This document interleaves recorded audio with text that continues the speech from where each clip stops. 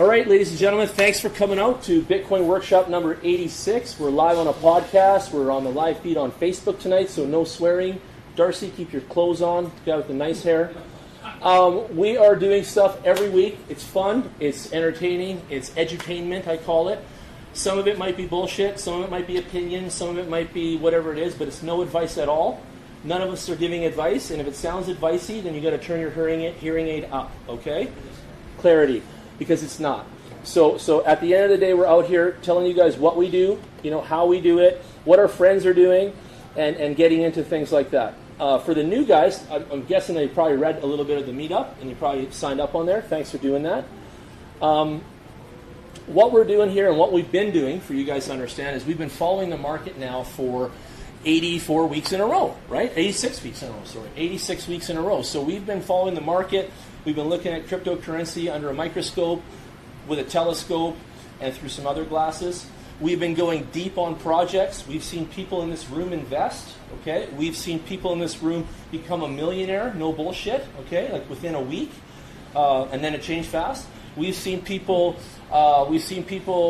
create a project, like the EOS friends there. We've seen people issue crypto coins already from here. We've seen people create tokens and give them out like candy. We've seen people build mining machines and fill up their house full of heat and recurring income, right? We've seen people that are still new and want to even just buy Bitcoin, come down and bring a couple $100 and buy some from me, okay? And I do sell it, so you guys that are new that know that, and I also buy it back. And that's just like what I was saying about the other stuff. I give you the buyback guarantee. So if you bought Bitcoin from me, I would buy it back. That's how passionate I am about it, So you know how passionate I am. I put my money where my mouth is, and Dan will tell you and stuff. Even last week, I think I bought $45,000 from a member of the club here. Yeah, in one shot. So he was super happy, right? So I am a Bitcoin man at heart, okay? There's people called a maximalist nowadays, and they say, I'm a Bitcoin maximalist. Well, that's cool too. Everyone wants these categories and labels and all that, but I'm really an investor. That's why I came out of the house for this, and I really love Bitcoin, and that's my my baby, right? And then everything else besides Bitcoin is lovely too, okay? I love the blockchain. I love what it's going to do for some of the benefits of things. I love cryptocurrency. I love being able to take my kid to a basketball game on Saturday and make $3,800 Canadian roughly, just going to the basketball game for 2 hours and coming home after I make a move, right? It's awesome. Like, that doesn't happen, right? I didn't make $1 million doing this either. A lot of people have me, pegged at something or whatever. I didn't, but the clients or the people that have been in the workshop have, right? And it's also shrunken down and come down too. So it wasn't like they took it and cashed it out and filled a wheelbarrow with cash, right? So at the end of the day, it's all about investing here, right? And that's why we started the group, because we think that over 5 years we're going to do really good, okay? And we're doing this for 5 years. So you guys are here tonight. You guys are coming back. Thank you. I do this for 5 years, and I started this in September 2017. So I will do this nonstop till September 2022. So you guys got me for that long, okay, at least. And I feel in the 5-year gradual window, and he told me some advice today, buy all the way through all the time. Well, he just read my mind, and I do it all day. And so Daniel knows right on the answer, bro. So that's the way to do it. You got to buy it all the time, and you just got to hedge and average and just keep going. If you believe in an investment, that's all I'm saying, right? People buy into real estate, they buy into stocks. Apple was their baby, whatever it is. So we go through these things, and I buy Bitcoin. I'm a regular consumer of it, just like you'd imagine, right? And I've tried so many apps, and I've tried so many ways to do money. And I've learned about our systems, the system of crypto, and all the way you can do it in real life stuff. And in fact, Daniel and I are building probably the most amazing crypto broker OTC app for guys like Dan to have it on a surface there, and then he can go back to Blackfalds and he can be the dealer in his town, right? And Darcy, he's got his business, maybe he wants a side hustle. So maybe he wants to sell cryptocurrency as a side hustle. I'll set him up with the app as well and all that sort of stuff. So we're going to make this, and it's going to be the best you guys have ever seen, because I'm going to run circles around some of the software that's out here today, because it's shitty, right? These websites are shitty. So a couple things that new people always want to know. Do I give my ID to these things? How do I do this? Do I give credit cards? The answer is yes and no to a bunch of it, but the main thing is that you should give a driver's license if you're serious about what you're doing there. So if it's a website that you feel is going to hold serious value of your money or any kind of incremental value of key amount, and that's your tummy talking, then you do what you want. But you should put your driver's license in the exchanges like Bittrex, like Binance, and these ones, and yes, the answer is yes, okay? You can go to our website at bitcoinworkshops.ca, and you can click on our links there, and we can each get like $10 from the affiliate thing, okay? And if you don't, I'm okay with that too, but if you want to, it's there for you, okay? I'll just pull it up there, you guys can see the site. So I spent a lot of time figuring out the best wallets, the best ways to do this stuff, and you can always reach me, and these guys do, outside of this. You guys can get on my Facebook or text me. I answer everything. And just come down. But my main thing is it's an investment in knowledge pays the best interest. And that's my saying. I made it up. And I believe that, right? And knowledge is the key thing here. And since I started this, just like you'd imagine, I've learned so much. Like when I first started, I knew not much. And today I'm this thick of stuff, right? So it just takes its toll, and you kind of absorb a lot, right? I also have a filter on. So imagine this, that in this much time I've absorbed, let's say this much, but if I didn't have the filter on and all that noise came in, it'd probably be as big as this whole restaurant, right, kind of thing. And I don't let all that stuff in. I'm in that 5% of the good stuff. So if we all look at me and you think, oh, he's watching the bullshit news and all that, I'm not. I'm only focused on the money, where the action is, and what's cooking there, because that's that 5% that matters to me all the time. Then I have wonderful businessmen like Kyle here that phone me regularly, to be honest, and they tell me about their projects, and they're nice people, and they've got an idea, and they've got these things going on. And I always invite them down. Dan's met other people from Zamongo and other projects. We have them come often, week to week. And it's a lovely thing, too, because we get to meet people that have cool quality things happening, right? So keep that in mind. And we get to learn. We get to learn what they're up to and all that other stuff. The basis of why I do this every Thursday and don't charge you guys any money and all that sort of stuff, because a lot of people are, I'm going to make a meetup and I'm going to make everybody pay $40 and they're all going to come out in droves to listen to my bullshit. Good luck. I don't know about that, right?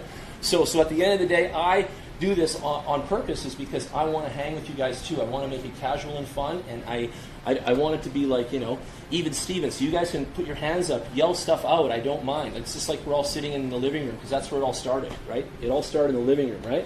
And the goal, like Darcy always does, as the #1 locksmith, by the way, if you guys ever need one, how we help. So we're always helping. Locksmiths are always helping peeps get out of jams, and we help you work with cryptocurrency, okay? We've mined by now. We've masternoded by now. We've sold by now, bought by now. We've traded by now. We've used a multitude of apps by now. We have created passive income with cryptocurrency by now. We have invested in projects by now. We have issued tokens by now, ERC20s. We have done a lot of moves, hey? Like when you kind of add it up.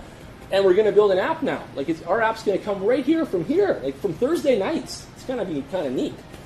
And it's going to compete with people like Coinbase and others too. So yeah, it'll be interesting to see how that goes. Not in the big grand scheme of business because they're gigantic, but in the user flow of the thing. So there you go. So we'll jump out of this. I just want to show you guys the site. The page is on here for resources. Everybody, even that's listening, can always go there. And also these podcasts are put up there too, so you guys can do that. But let's jump into our favorite website of the evening, and it is CoinMarketCap. So CoinMarketCap has been around a long time. They've been doing one of the best jobs of reporting on the scene and talking about where the lifts are and where the money's at. I watch it daily. In the washroom, first thing in the morning, it's on my screen. I have to see what's cooking, and I'm on it, And today we have we just saw some money there, 24%, or what was that? No. So 10% right now on Cosmos in the last 24 hours. Tezos is up 9%. Binance Coin is up 8.5%. So Binance Coin is number 3 in growth just for the last 24 hours on CoinMarketCap. The Binance Coin is considered an exchange coin, okay? Exchange token, exchange coin. And the reason you'd buy a Binance token would be to save money in trading fees. Okay, there's fees that go on, a little bit of percentage that comes off your money when you buy things on the marketplace on Binance. And I'll just pull it up for you guys so you can see it.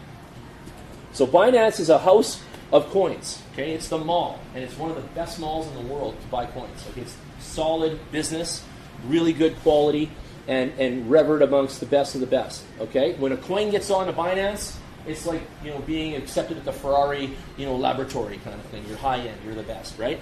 They don't let you know when they list you. They just do it, and you apply, and they don't take any of your money. Now, a lot of the other exchanges out there are pay me money, we'll launch you, we'll do all this, and that's all cool too because it's capitalism, and we understand, we love that. But Binance does not work like that. They're the world's largest, and they're also the fairest, and they're smart. Like they're just so smart. Like they're a really good company. So this is a great site to put your driver's license into only. You don't have to give out your passports and all this bullshit. So you add your driver's license here, you give them your cell phone number, and it gives you like that code to lock in and out. And then you add the Google 2FA. For the new people here, it's called two-factor authentication. Any website like this is just like an ATM or your online banking. You should have that kind of seriousness with it, okay? And you should have your codes, your PIN, and all these things will ask for things that you can create, and treat it like that. You don't want to leave this one open on your desktop and leave work, and then have some guy jump in here and send them their 20 grand worth of your Ripple to their wallet, right? Like, this is not the place to be fooling around. Seriously. All of your purchases and finances can go through this. You also get spreadsheet reporting for those that are looking for it. You get all that transactional data, and you go in here and you're buying at a market rate that's very, very, what is it called? Like, it's one of the best market rates, right, in the world kind of thing. So this is where it gets done. A lot of people write me on Facebook and ask me, where do I buy Ripple? Where do I buy Raven? Where do I buy, you know, I love this EOS, or EOS, how they call it. I love Tron, right? You buy it here. You buy it at Binance. That's how you get it. And you usually get Bitcoin first, and then you do that second. Okay, so you have to. Bitcoin is the starter capital of the crypto space on the internet, and that's why I obviously sell it, trade it, own it, hoard it, you know, love it, take a bath with it. I do a few things with it. But, you know, if there was a cream, I'd probably put it on my face. I don't know. But I love Bitcoin. You know, I really do. And so I know you guys like my jokes. So here's another thing. So you got this Bitcoin now. You invested $500 of your paycheck in some Bitcoin. And then you said, Jan said to sign up for Binance. You do that. Go to my site. And then you throw it in here. Now what? Right? Now what? So let's go back to the Binance coin. We'll just first circle back a minute. So you buy some Binance coin with that $500 of Bitcoin you got. And then it sits on the Binance coin right there. It's called BNB. It has a symbol. And today, that $500 of yours would have went up 8.5% today, just in 24 hours. That's usually something very big on a mutual fund from a typical banking system. And that would be over a course of 3 to 5 years of such, you know. This is in 24 hours, and the numbers are gently higher. And it doesn't stop there. And I'm going to show you guys that are new some of the really high numbers in the space, because it gets up in the thousands. We see thousands of percent of lift in periods of time, from 24 to 7 days to 2 weeks, this kind of thing. So it's really killer, right? And that's why a lot of people are attracted to cryptocurrency in general, in the investment side and the trading side of things, and they've come from Forex and other areas, because Forex doesn't have 1,000% lifts like this stuff does, right? You know that, right? So stuff like that gets really exciting. So let's go look at the biggest gainers. If you go on this website, you can see the rankings here, and you got gainers and losers. I used to check those all the time. Actually, we should just quickly stamp the Bitcoin price here for the recording and stuff. So Bitcoin today, ladies and gentlemen, it is May 2nd, and it is $5,546 USD. So Bitcoin's been moving around. It's decent. I like that. We were 5,500 Canadian a little while back, and it's gone up obviously now too. So that's lovely. So yeah, Bitcoin's on the rise. It's gently moving up, and that makes me excited. It's got me happy. I love that stuff. All right, so when you got your Bitcoin and you're back to Binance and you're buying a little bit of this coin, the whole idea is that you're taking you some funds and you're looking for some capitalism to happen. You're looking for some lift. And I think everyone in this room would agree they'd like to take $500 and turn it into $1,000. I think you'd all agree with me. I think you would. You'd like that. The ability to do that is a powerful thing, okay? So how do you do that really in real life? It's not that easy. You just don't throw it down on a horse and hope she wins. You have to go to the lake and fish every day, and you have to look at things all the time, do a lot of research and analyzing for the first little while on Binance. And I would start there for the new people too. If you don't have accounts yet, get one there. And then analyze a lot of what's going on there. Understand it. Watch some videos on YouTube that are good ones, good videos, that show you how to use softwares and apps besides tonight. And I can show you guys a lot of things if you ask me. And please put up your hand if you have questions. But if you want to learn things, go learn about those softwares and then understand that. And then you've got the mechanics down, then you've got some mindset, and keep coming to see us and hanging with people like us that are in the crypto space. And then you guys will end up understanding the brands and where the action is and stuff like that. And that's the whole point of this. So back to this. Take the $500, buy the Binance coin today in the exchange, and leave it. Come back tomorrow, and your $500 is $550. Come back the next day, and your $500 is $590. Come back the next day, and your $590 is $680. Come back the next day, and your $680 is $712. Come back the next day, and your $712 is $940, and then $940 to $1,000. And this is the concept of how this stuff will extrapolate over time. Okay? You follow me? but that's how you have to, keep your funds in there and have that growth going with it, right? And you also move between different coins as well. So you can, inside Binance, you can sell the Binance coin back to the exchange kind of thing and hold it there. And then it goes back to Bitcoin, so you know. And then from Bitcoin, you can go buy another opportunity. Maybe Ripple is running today, or there's an announcement that it might tomorrow. Then you want to position yourself on Ripple, and you'll take a lift with that run because you knew some of the news, or you're ahead on the news, or this kind of thing. And news plays a big part in all of this.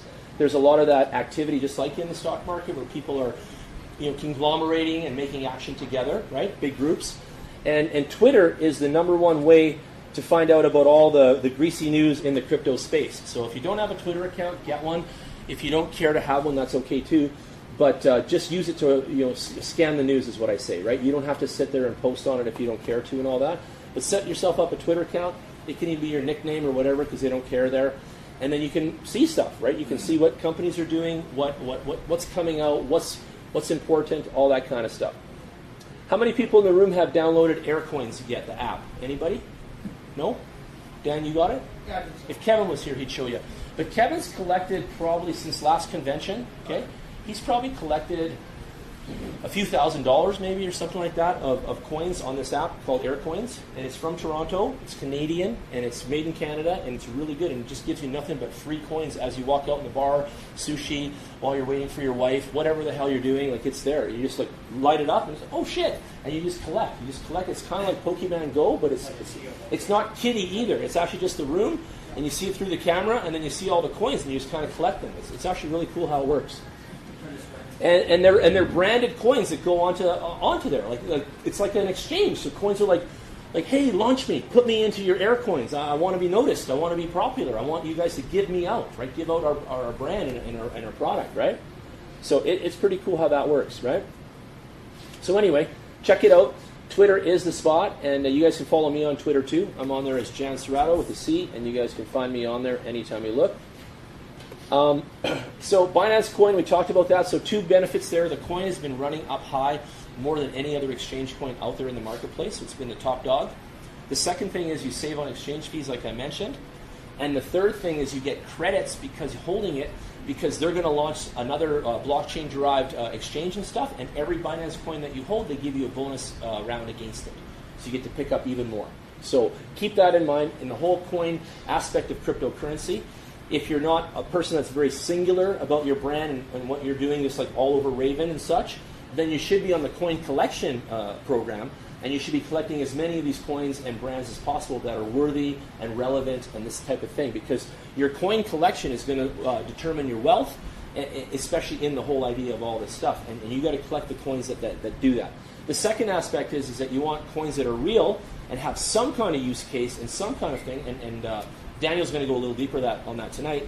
But you also, the reason too is because they'll come out with a second coin, like I said about the Binance, and you'll get rewarded. Because if they're real companies and they're really doing things and there's really action happening and they've got another development and you're getting rewarded again, and it's like another bonus round. And I want to say this too, like I'm only doing this with you guys since September 2017. By the time we get to the 5-year mark, I can't wait to see how many coins have come out, how many projects, how many ideas, how many websites.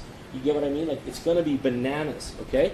Right now, when we were doing this earlier, I think we were at I thought I remember 800 and something when we started of cryptocurrencies. And then I think it jumped to 1,100 by the end of 2017 or 12 that were listed here.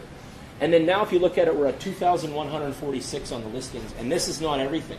This is just the good stuff, according to them, kind of thing. So again, there's still so many projects and so many coins that you guys have never heard of that are out there too beyond this. Okay, so don't think this is the end all, the be all. And I'm going to give you guys another website to write down to find out where emerging projects are coming. So that's masternodes.online. Okay, and a masternode, just for layman's terms, because that's what I'm here to tell you, is kind of like a server. And the masternode is going to be like a Valve server. So coins are going to flow through the masternode. Just imagine like a valve, and coins are going to flow through the masternode. And if you step up to the company and the brand and you put money up to buy a certain number of the coins, they will issue you a masternode and call it like a server valve, just for layman's terms. What that means to you guys, it's almost like a little bit of like an oil pipeline in a sense, where shit's flowing through it and you're getting paid as it does, okay? So here's what happens. You get a masternode set up, you buy 10,000 of their coins, which are going to be incredibly cheap in most cases, because they're not even out yet. So they're in the below 100th or a millionth of a penny, right? And then you're getting the low Satoshis, and that's where the decimal goes back 8. And then from there, you're going to get your masternode license kind of from them, the thing, set up your server and all that stuff, even through us will help you. And then now when the coin launches and flow through is happening and usage, the masternode is producing a passive income and a bonus for you for holding that valve in that masternode. And what would you receive? Many are giving like 45 coins a day plus another 7.5 coins bonus and stuff like this. And as you keep the masternode open and keep participating, your coinage can go up in a sliding scale, and it can also go down depending how you start with what project. They have different rules. But it's a lucrative way to collect coins again. And I want to say that from before. The job here is collecting coins. And I hope you guys understand that. Also, you should mention staking. Yep, staking, very similar. I will. I'll put that up too. So we've got another site that, this is made by an Edmonton boy. He's 16. And it's Staking Rewards. I'll show you guys this. Super cool guy. I talked to him on the phone. I'm interviewing him for my magazine, for my crypto culture magazine. So he loved CoinMarketCap. Like, he was a big fan of that. And he worked on something else. I can't remember what the hell he told me. I don't have my notes here. But he worked on something else. And then he said, enough of this working for those guys. I'm making my own. So he created StakingRewards.com. And this is made in Edmonton, Canadian, right? Nice guy, 16-year-old boy. His dad was on the phone with me telling me his son's a computer genius. But here, these are things where you're collecting coins and you're chasing ROI. Okay, let me clarify what we're looking at so everyone understands, the concept here. So we're collecting coins, chasing coins, and collecting ROI. So staking is about this for people that don't understand it. I go and I buy a certain number of coins. The first one says 1,000. So I buy 1,000 of those coins, and then that coin is called EOS, okay, or IOS. Then I go to the IOS website and I download their wallet, and I put that on my PC or my Mac, and I keep that wallet open on my desktop, just like a software, just like you'd imagine, just a little box, on there, and it's got your hashtag addresses and all that sort of stuff, and your private and public key, and you load that up on your desktop. Then the company at IOS will know that you're lit up and you've put those 1,000 coins in there. They see that through your blockchain address, and they know where all their coins are because they're all tracked on the blockchain. Okay? When they know that you, Daniel, have your wallet open and your 1,000 coins in there, that's when they start to pay you the 20.49% staking yield interest on your holdings. Okay? Understand that. So you have to get set up with the wallet, you have to make a purchase of the coins, and you have to have that wallet open, talking to the internet at all times per se, because that's how they keep reading on you, and that's how they keep delivering your coin and your bonuses and your staking yield. So words like staking yield mean that you're getting a percentage of the same coin back for holding it in the company brand's wallet. So all you're doing is just holding. You're just letting them hold your money, and what it does for them is it keeps their values up. So people aren't selling the coins off like crazily and that kind of thing too. Okay, so keep that in mind. It keeps the coin stable out there if more people are holding it. The masternodes work similar to that, where the masternodes are coming out, you can get involved, and again, I told you guys some of the things. Let's look at some of the astronomical, take this for what it is ROI. This is not real, okay? I'm telling you in advance, okay? Because the machine here that's tracking it is doing it in a way that it doesn't represent this really on an annual basis. But look at this, 63,818 ROI on that masternode. And the cost of entry on that masternode is $883 average USD. So just in that limelight of that thought right there, it's just bananas. It's just bananas if that were true. But the software's taking, I don't know what to call it, but it's like a spooled up value, right? And it's only in a heat of a certain moments and a certain time. It's not on an annual, and it's not even within 24 hours at times. So it's going to constantly change. But there can be like hot spots within its timeline where things like this are happening. And the rate of return on these masternodes is really amazing, right? And some of them have been around for a little while. A lot of them are new. And because the marketplace is getting so popular, they're having greater rewards like this because the buy-in is becoming a lot more brisk and powerful at the beginning. Some of these masternodes would launch before, and they didn't have a lot of buy-in. Nowadays, they're coming out, and there's so many people with their head in the space, they're having retarded amounts of buy-in, right? Crowdfunding, all this kind of stuff. So it's going crazy. look at this, because this shows you even this market cap's already at 13 million, okay? And it's brand new stuff. Like that's huge, guys. It's massive. And the masternode on this one's worth $10,000 equated, and it's paying back 59,000%. So it's pretty bananas. And there's only 8 nodes running now. So, and here's another tip for all you listening. The nodes, the number of nodes dilutes it, just like you dilute water and color and things like that. We're having a dilution effect. So if we keep going up in nodes, we have a dilution in reward. Okay? So keep that in mind. So the race is on to be on the masternode at the earliest fucking point that you can. If you're in the 1 to 10 zone and you get in, you are making bacon. I'm just serious right now. You really are. And then you got to jump off like a surfboard, like the car Christine that's going to hit the wall. You have to jump because a lot of those masternodes hit the wall hard, and you go from 63,000% to you just lost all your money overnight. Like that's how it feels, and I'm not kidding. I'm not joking. And it's real. So you got to be aware of that stuff if you're going to participate and play it. And you got to be ready to make a move like that, because you can't just dangle around and hang around and think that shit's going to continue to pay your bills and come in like that. It's not. So there's a very tricky, touchy point to the whole math and the actual involvement of it. So keep that in mind. I'm telling you guys really good stuff here. And again, it's not advice, but it's real stuff. I've actually lived it, and I've done this shit myself. So me and a bunch of us have invested in this thing called the Walton Masternode. And the Walton company is really exciting. American guy Walton, he invented the RFID chip. So I don't know if you guys know what that is. Anyone know what that is? Put up your hands. Yeah? Okay. RFID chip. So it's a chip that gets embedded in things, and then it gives you data. So your phone can pick it up, and there's a thing called NFC, Near Frequency Communicator. Darcy knows some of that stuff too. So what happened with this company? Walton was the inventor, the patent holder American. China got a hold of this guy, and they brought him to China, and they made a giant company around him. And it's the Walton one. So you guys can check out the Walton coin, and the symbol's WTC.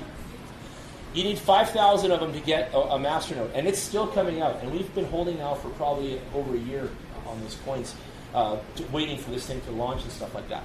The reason it's such a big deal, and I'll just tell you guys why, is because they're about to embed every product on Earth with an RFID chip on the shipping. It'll either be in the box liner, it'll be inside the Casio watch, it'll be in the Nike shoe, it'll be in both shoes. And when the girl at Foot Locker goes to find a size 13, because I got big feet, you know what I mean? She's like, oh shit, I don't know if we have any of those. She can just go to her phone back in the warehouse there, and it will light up every 13 that's up on the wall there. They don't have to guess anymore. It's just right here in the app, because the RFID chip has showed them where everything is. Things will be authenticated by that. If you buy a Louis Vuitton purse for your wife, and she tells you, you're such a cheap guy, you bought it in the Philippines, this thing is fake, right? You'd be, honey, slow down. Download this app. Let me scan your purse and show you this thing is authentic. I spent like $10K on this piece of shit for you, right? So you know, right? So Walton is the one. So you guys want to know that. And VeChain, right before it, is coming out too. And that's the Pepsi Coca-Cola to the Coca-Cola. So Walton is Coca-Cola, and VeChain is the Pepsi Cola. For now. We'll see how they battle. But VeChain's coming out with their own version of this too. And they're right on the heels of Walton, right? But they don't have Walton's patents. They don't have that American guy's brain in this. They have a copycat, like, you know what I mean? So we'll see what happens there. It's exciting stuff. But on that whole list right there of masternodes, if anyone's taking notes or listening later, those are two amazing projects, VeChain and Walton Coin. So keep that in mind, all right? Any questions about that right now? Anyone want to ask me something? No? You good? When do you expect the Walton? Okay. Good. When do you think you're going to get out of Walton Coin and VeChain? What do you think? Great question, my man. Great question. And I get that weekly. Too, right? Good to see that you're on that too. Good to notice. Yep. So I have been waiting for all of crypto to catch up, by the way, because I got so lifted and high from it in December 2017. All of us did. We were just like going crazy. We couldn't believe our lives. We couldn't believe what we were doing. We thought we were the most genius people on earth because we bought into this shit. You know what I mean? We really did. I'm not kidding. And today we all got a haircut. we got a nut check. Like we realized a couple things. We're just like, whoa, maybe we spent a little too much money on that stuff, you know? So to some of us, and then others did some really good moves, and they were just like, "Whoa, this is amazing!" Right? So I think 2020 is going to be the big year. Can I say more about 2020 for a minute? Okay. I am a collector, okay? Just like, why am I in crypto collecting coins with you guys? Is because I'm a collector. So I collect certain things. I've got over $100,000 worth of Nike sneakers in my collection, okay? That are untouched, unwalked on, and that impresses some peeps. They're like, holy fuck. And then others just think I wasted a ton of money. And that's okay too, I don't care. But I'm a collector of things, right? So collecting all these coins and this kind of business has always been intrinsic to me, right? And that's what this is all about, right? So you get value out of that. So I already know that I have to collect things, and I have to hold on to them, and I have to wait it out. I have a BMX that hangs in my living room from when I was younger, and it's worth right now in BMX Museum $5,500 USD. And I did not pay that for that bike, and it's fully mint, and it's there. And that's just that value of incremental weird stuff, right? Porsches nowadays, the Porsche 911 that they couldn't give away for 20 grand before, all of a sudden now they're 90, 140, and shit like this. Buyers are going crazy over it just because supply and demand, shrinkage. And I'm giving you guys good analogies here. That's what's about to happen to Bitcoin. That's what's about to happen, guys. Wake up to that, please, because that is a big fucking thing. Bitcoin's about to be have. That thing, like when IBM or whoever that dude said it was going to go to 1 million, I know it sounds retarded, yeah, but it could be kind of thing. Like that's how powerful this can, right? It's amazing. It's going to be available in total. Which one? How many Bitcoins going to be available? 21 million. So that means through the entire 7 billion or whatever population we have, 21 million people can have one Bitcoin, right? There you go, bro. There you go. And right now it's still out there, and they're making fake Bitcoin. Like a lot of these USA trade houses and all that. That's a paper Bitcoin. Like you know what I mean? It's not a real one. It's a paper Bitcoin in their system, and people are hedging against it, and they're hedging again in the back end. So it's kind of a weird thing. So don't buy into that either. It's not the same stuff. Just be careful with that too. But I'm going to say more about 2020 because and then we'll change. But 2020 is a limited edition year. Things are going to come out next year from appliances, car manufacturers, clothing lines, home builders, cell phone companies, you name it. 2020 is a banner year. And then later in life, people are going to want the 2020 model of whatever that crazy one from Samsung was, because it was one of the best, and blah, blah, blah. So keep that in mind, okay? 2020 is going to be a stellar year of releases. I feel like it's going to be one of the most banner year of releases in every segment of our economy. You guys will see cars you've never seen before, maybe some women we've never seen before, men we've never seen before. That one guy had boobs and he won that thing in Austria. That was weird too. There's so much stuff we haven't seen. It was Austria. Yeah, exactly. It was crazy, man. So, like, 2020 is the year. Starbucks is going to be taking Bitcoin too. There you go. So just wait. And the adoption, like he said, is going to grow too. So this adoption method, business adoption, him and I talk about it all week already this week. We're all just, kind of scraping on the edge of the future here. When I go with my friends, my regular friends and my girlfriend's friends and all that, they think I'm the future. They think I live, next year kind of thing. And they're like, what's going on, Jan? Tell us, right? And I tell them what I think, right? But really, what's going on is we're going to be digital everything. They're putting chips in everything. Jackets, shoes, cups. You guys want to be serious about this? Hands. Nathan was here. Nathan, one of our members, ordered online for him and his son. They bought the Samsung door locksmith, and they went to the tattoo parlor where they do piercings through your tongue and all that crazy shit, and they cut the skin here, and they put the glass chip right in there, him and his son, RFID right in there, right in that little sweet spot of the thumb. And that's where they told him in the little manual they sent. They sent a manual. And it looks like a capsule, like a pill, like you swallow it. It's a little capsule, glass, and the RFID responder and NFC is inside there, and they insert it right here, okay? In between there. Now when he goes home, he swipes his hand like that, and the Samsung lock opens. When he goes to the fridge, it knows it's him. Anything that has the stuff, it's in his hand, and he's always got it. It's always got it. And when Darcy comes over, he does smart home and stuff, he will connect his hand to, the garage door. He just has to, do a move kind of thing, a swipe in the air, like shit like this, no joke. And now it's on. A certain swipe like that will open the garage. Another one will open the front door, like weird shit like this. And this is going to be the future. This is the AI, the tracking. Oh, yeah. Keep up with this stuff, guys. It's crazy. All right.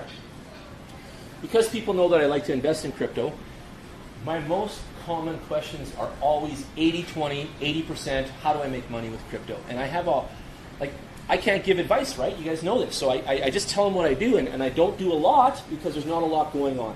So some of what I still do, though, is I do Binance like I told you guys. I go in there and I buy some, some things that I call a lead on. I get a lead on it, and then I'll go buy it, and I'll make a little spread, and I'm happy. On a Saturday, I can make a little money, things like that. Sometimes I do whale lend, and I've done this with BTG, right? BTG's at 15% right now. I've done really good on whale lend. And this is a legit company, and they're having a webinar here coming up. And if you guys join our Telegram, you can see them. You can talk to the CEO. You can talk to him in the Telegram feed as well. And when I found this company, I was really impressed because they're finally someone smart out there created software and legitimacy, and they're helping people make funds with their funds. So it's cool. So I know a lot of people that want to make a little money with their crypto sitting there. So how does it work, Chad? Like, okay, you send me to this site, and I see Bitcoin Gold is paying 15%. Now what? I'm sitting on a shit ton of Ripple. Okay, Daniel's on some Ripple right now. Well, bro, here's what you do for all of you listening. You take whatever budget of Ripple, you send that over to Binance to your account there. In Binance, you go and you buy the Bitcoin Gold through there, okay, for that budget. And then you ship the Bitcoin Gold from the Binance website over here to whale lend to your account. And once you do those few moves like that, you've got it all mastered and boom, lickety-split. Some people don't understand the flow of that. It's very simple. One app to the other to the other. And that's how cryptocurrency flies around too. And what I just said there can happen in about a minute. You can do one and then the other and then done. If it's all moving fast, because Ripple moves very fast, by the way. So between exchange and all that sort of stuff. And then what do you do after that? You let it sit. You let it sit for a bit, let it stew in the pot, and you just collect. You just collect your value, and you just let that amass, okay? Now, CRA, again, not speaking for them, and I'm not an accountant, but I do know they want you to report on capital gains. And then the second question after people ask me about stuff like this, do I have to pay taxes on it? Again, I can't say yes or no, but I do. I do. You have to. Like, if you're making money on this, that's the rule. So just keep that in mind and do what you do, okay? Now, some sites are paying more than 24% on Bitcoin, like these guys. There's other ones out there, right? And I think the other one was Coin Genie? I don't know if that was it, Genie. Let's see. No. Coin Genie something else. This is ICO alerts and things like that. Okay, I'll figure out what that other one was, but I'll tell you guys about it later. But for now, I never checked out that other one. I think it's Coin Genesis. I'll find it anyway. But for now, I'm in love with whale lend because it's worked. Like, I want you to know I really have an account and it's really working. It actually is. So I like it. And I chose this and I took a risk too. I took a huge risk because I don't usually trust websites, by the way. I don't. And I'm like every one of you. I'm probably skeptical. So I did trust this one. And I only put the first amount was just like $500 in there. And I just gave it a shot. And I thought, man, if I lose $500, I lose $500 worth, you know what I mean? But we'll try it. In the 3 months that I've been doing it, I've added much more money than that, and I'm quite happy. Like, I just want you to know that, right? So keep that in mind. It's working. And I like the transparency. I like the fact that I could talk to this dude on the Telegram. I like that he does webinars, the CEO. I like the company's credo and motto and stuff. So it's actually quite good. I like it. So there you go. Write it down. It's called whalelend.com, okay? And everybody wants to be a whale, right? So why do they give you interest on crypto? They're doing stuff. They have algorithms and trading mechanisms in place, and I'm just guessing this because they don't quite tell you how they do it because then everyone would do it. I don't blame them, right? They don't give away their deep, dark secret, but here's a guess. And Daniel knows software build and all that, so do I. We believe that they have some kind of algorithm that goes across all the marketplaces, kind of like CoinMarketCap, okay, kind of. And it takes an analysis, let's just say, of what Bitcoin's doing here and in Africa and New Zealand and everywhere around the world. And then I think it takes the arbitrage action of that. So I feel like the software's moving between, funds and taking arbitrage gains. That's what I think, but I don't know for sure.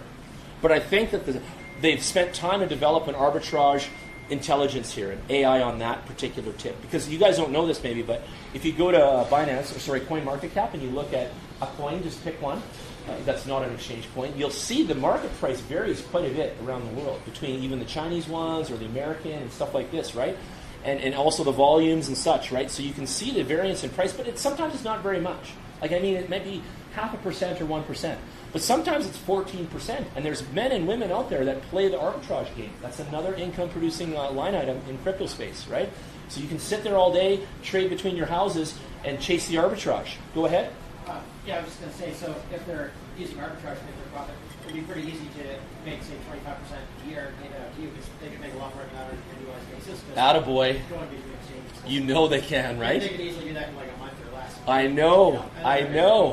they're keeping most of the profits themselves. That's what Very close. And I'll say this too. This is what 2019 is all. This is what blockchain. This is where we are now. Yeah. Okay, we have software at our office. We do marketing. Some of you guys don't know that. So he's our partner too. We own BrandWorks Agency. So we are a marketing agency full time during the day. We build websites, apps, videos, music videos, commercials, PowerPoints. Like we build so many graphics. We do really cool stuff for people. Okay, that's what we do. We build their business, their brand, all that.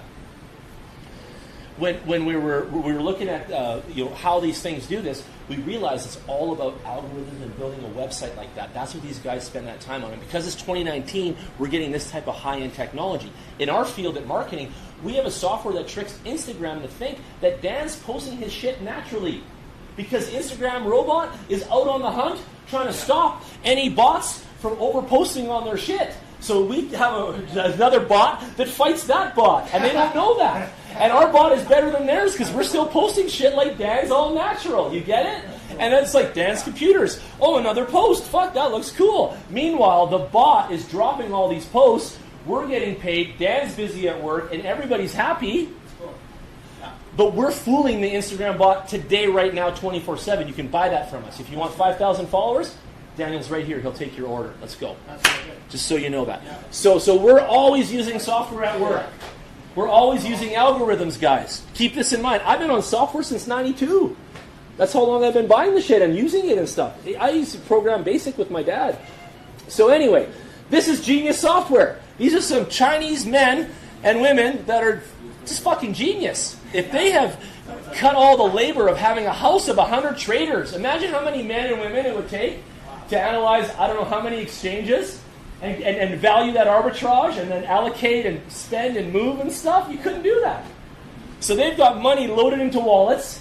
They've got the AI doing the moves, but doing the arbitrage, and then they got the wallets back to be filled again. You guys can see that. I know you can. And that's just a simple breakdown, but it's way more complex than that. But that's fucking genius. Welcome to Whaleland.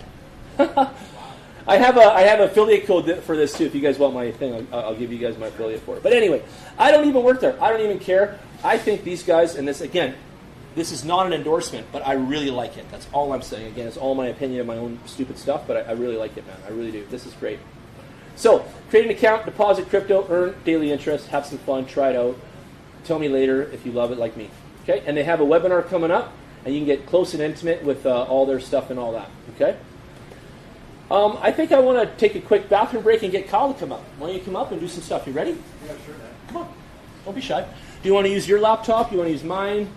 Yeah, sure. We'll use mine. Okay. You can plug in. You got an HP there too? Yeah. I'll put mine down here on the side. Let's move the microphone so it doesn't break. Plug that in there. Go ahead. Do you want to use the mouse so you can scroll and stuff too? You can if you want. Yeah, sure. Scroll. It's easier. It's on the keys. Yeah. See it? Thanks. I will. Please, Darcy wants something.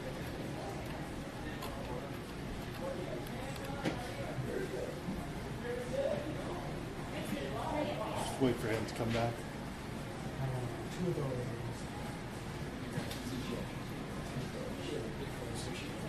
Just gotta put some sauce on it. Sushi on there with freaking hot sauce.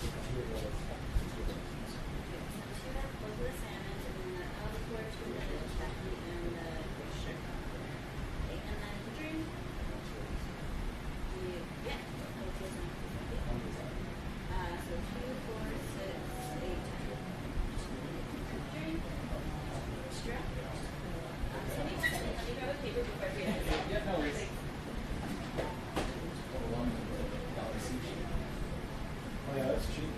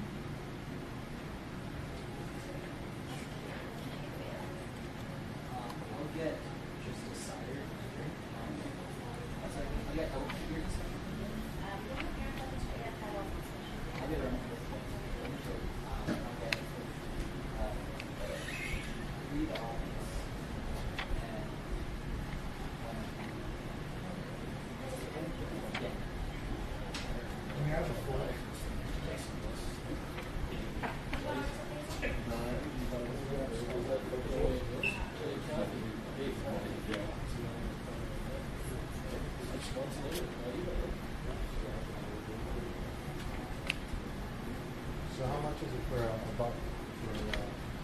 So we can talk if you want to explain what you're wanting to get done and like how much followers and stuff you're looking to get. You can get it for pretty cheap if you're looking for for business. Is it for a business account? It's like personal business. So you can get it for personal. I've got about 7,000 followers already. Okay, perfect. So like for instance, I started one with my dog, right? And I was able to get within like yeah, because I took like 20 pictures of my dog. I was gaining 50 to 60 followers a day. Really? Some dog pictures. Yeah. Dog pictures. Yeah, that's oh yeah. I can do that for my cat. Yeah, exactly. I know, is I it thought for of it. Instagram or is it for LinkedIn? Just Instagram. Just Instagram and Twitter. Yeah. Yeah. Okay, guys. With LinkedIn, we can So- do target so that we can like, if you want to get a certain thing that you like to go for, I know how to target specific roles on LinkedIn. So like, Yep.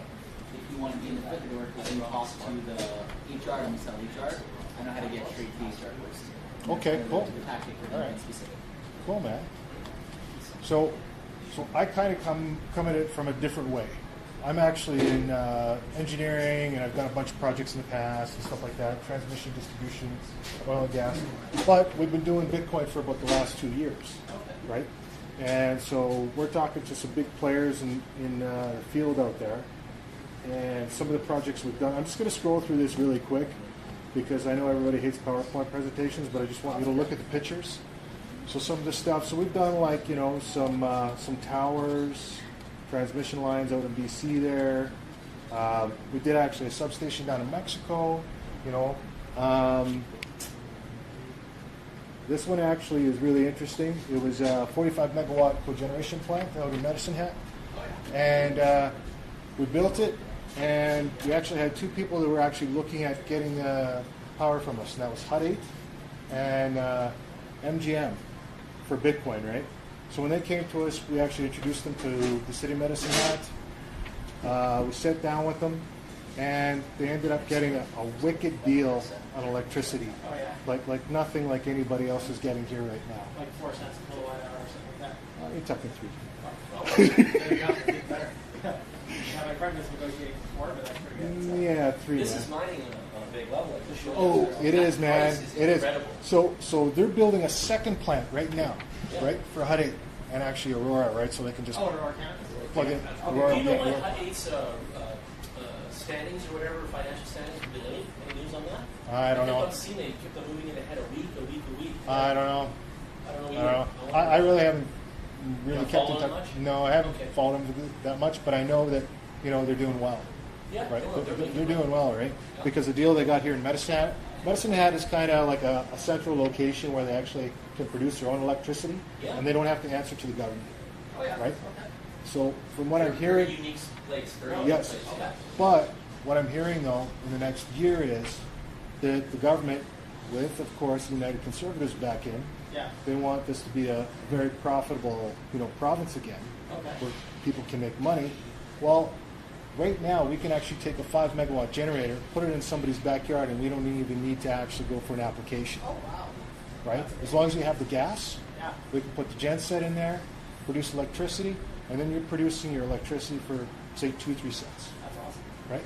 That sounds So, and then you're increasing your profit big time on Bitcoin because, you know, is anybody mining in here right now? I used it. Oh, I'm you not are, sure. Yeah. you know, Yeah. So what are you paying for electricity right 10 cents a kilowatt. I don't know. now?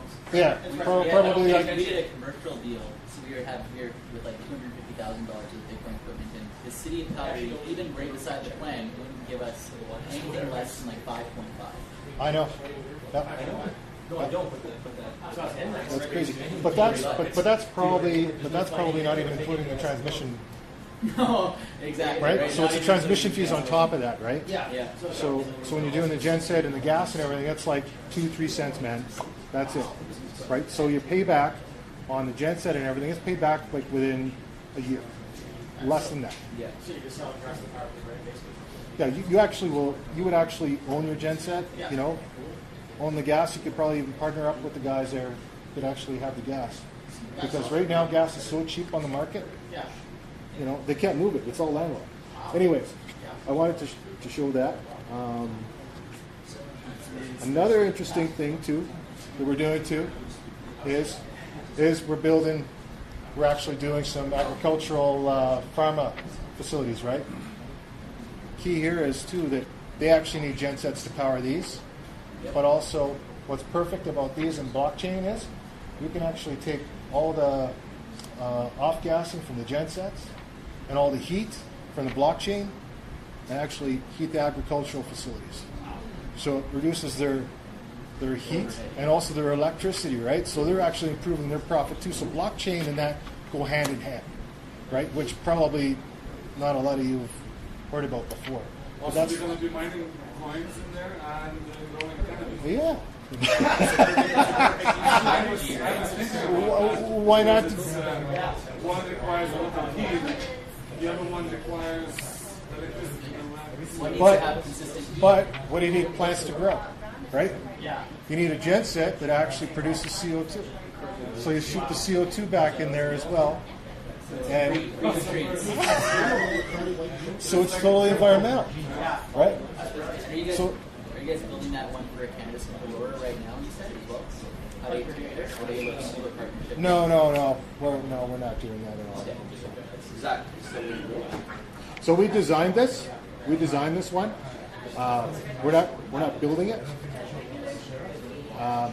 Just designed it. Did you do the plant design as well? Like for the actual flooring of the crop, or is that? Yes, we did. Yep. Yeah, did a multi-level and all the airflow and had to figure that out. So we're really good at doing that for mining too, right? Then that one actually doesn't have anything to do with this. That's just another job we did. But what we're doing right now is south of Calgary here.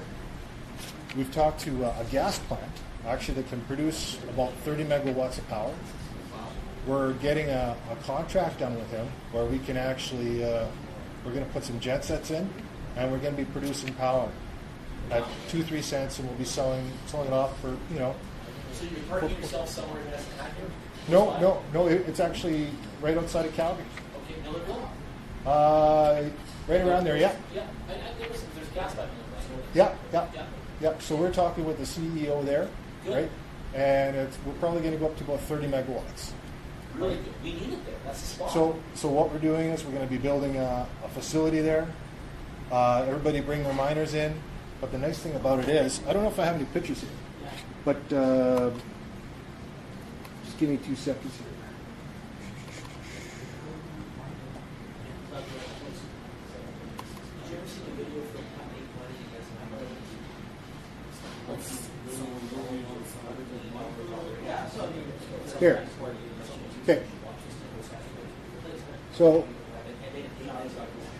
with a mining facility, you got millions of dollars worth of equipment in there, right? Yeah. With a gas plant, you got all your security set up. You got the fence on the outside. You can't get in unless you actually phone ahead and, so nobody can actually get into the facility. So it's really secure, right? Love that. Power is all hooked up. All we need to do is just set up the building and get it going. They actually have Wi-Fi. And actually, this is one of the buildings that we're going to be probably starting off in. This one right here. So that's probably going to be coming into play probably within about 2-3 months, right? But I don't know if anybody's looking at doing any mining or whatever, but just wanted to throw it out. It can, yeah, right? That's the biggest denominator in all mining. It's the power. Yeah. It's more expensive than anything. So That's right. So we use the gas resources to power it, and I know lots of people interested in mining around right here where I live, so I can talk to some now. The best like this, I think we got was about 4 cents a kilowatt hour. That was something we still had to finalize. So normally speaking, we're just getting 15 cents. yep. 3 cents is 3 times the profit margin for mining. I think triples your profits. Yeah. Basically, with getting that low. Oh yeah. So our Well, if you don't cells- have to pay for the transmission and distribution fees, and Yeah. When we were mining at 6 cents plus transmission, it was eating about 60% of the mining profits. So you're only actually getting 40% at the end of the day.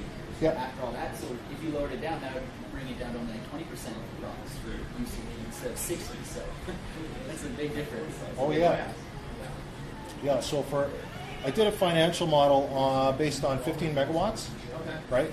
And that was buying the genset, putting the building in. If you had your miners running 24/7, you would actually make, what was it? I think if you were going at around 4.5 cents, I think you were making something like, I think it was about 12 million. That's all. 12 million in the first year, 15 million, something like that. Is that gross or net? Like after you buy the equipment? That's gross. Yeah. That's gross. Yeah. Right. So you have to get enough equipment to draw 50 megawatts, which costs a lot of money. But I think that actually was paying for the equipment too. Oh, it was? Okay. Yeah. So we got used equipment too. If anyone wants like discount, people like mined it during Yeah. the high peak, and they just got rid of it to us. They gave it back to us. We got literally, you can buy it for 1080s or what, $600-700 normally new. You can get them for 200 and things like that. We have And connected. you have basic miners as well? We're going to end up putting it on the Bitcoin Workshop's but this is something that our company is doing. So if anybody is getting into mining, right, Yeah, keep going. the available electricity is going to be there, right? That's You exactly need that. there. You And can always have micro mining labs there. You can rent out space to people. Yeah. Well, I'm talking to some other guys actually up Kind north of like too. the and- micro winery or brewery and all As that. long Right? as you fill Yeah, out well, the place, yeah. yeah, like I said, we're talking to the pharmaceutical companies too to power them, and then actually possibly get a deal where we put a blockchain facility in there as well, right? If we can actually share in the security and control and everything, we're reducing everybody's costs right off the bat. Love it. That's So, great. yeah. But that's about it for me. That's all you do? Oh, hold on a second. No. Is that all you do? Well, Tell us about you. So- We just, all these guys don't even know oh, you. sorry. Who are you? Yeah. So I'm Kyle Hine. I work Tell us for. what you're selling. So I'm not really selling anything. I'm just letting everybody know that we have this power for sale up in. Oh, so you are selling power. Well, I'm selling power. We trying right? that NLP Yeah. salesman stuff Right. on us? Have you Well, also I'm not selling, but I'm selling power. There you go. Do you also allow Love it. that power plant? Will you be allowed cannabis companies or interested in opening up a new? So it's funny because we introduced a company to them, and actually they're actually going to put a facility in there, right? And yeah, it's going to be a match meeting. Right. Yeah, I'll let you know. I have some network in the cannabis space, in the publicly traded cannabis space, and so obviously, what are they looking for?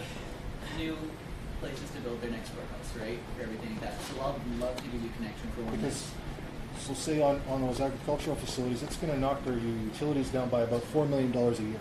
So I know the That's how lead much you sell. developer, or he's technically the project handler for ML Green World, which is market cap 100 million something now cannabis vegetation. So I'm going to connect with you after because they're literally Sure. finishing up their next plants here in So Canada. another thing too is we have a contact out in China, right, that does an algorithm, right now on miners, and it actually, with the algorithm, it actually, you can program it in such as if a coin hits a certain amount, it'll actually go and switch it to another coin.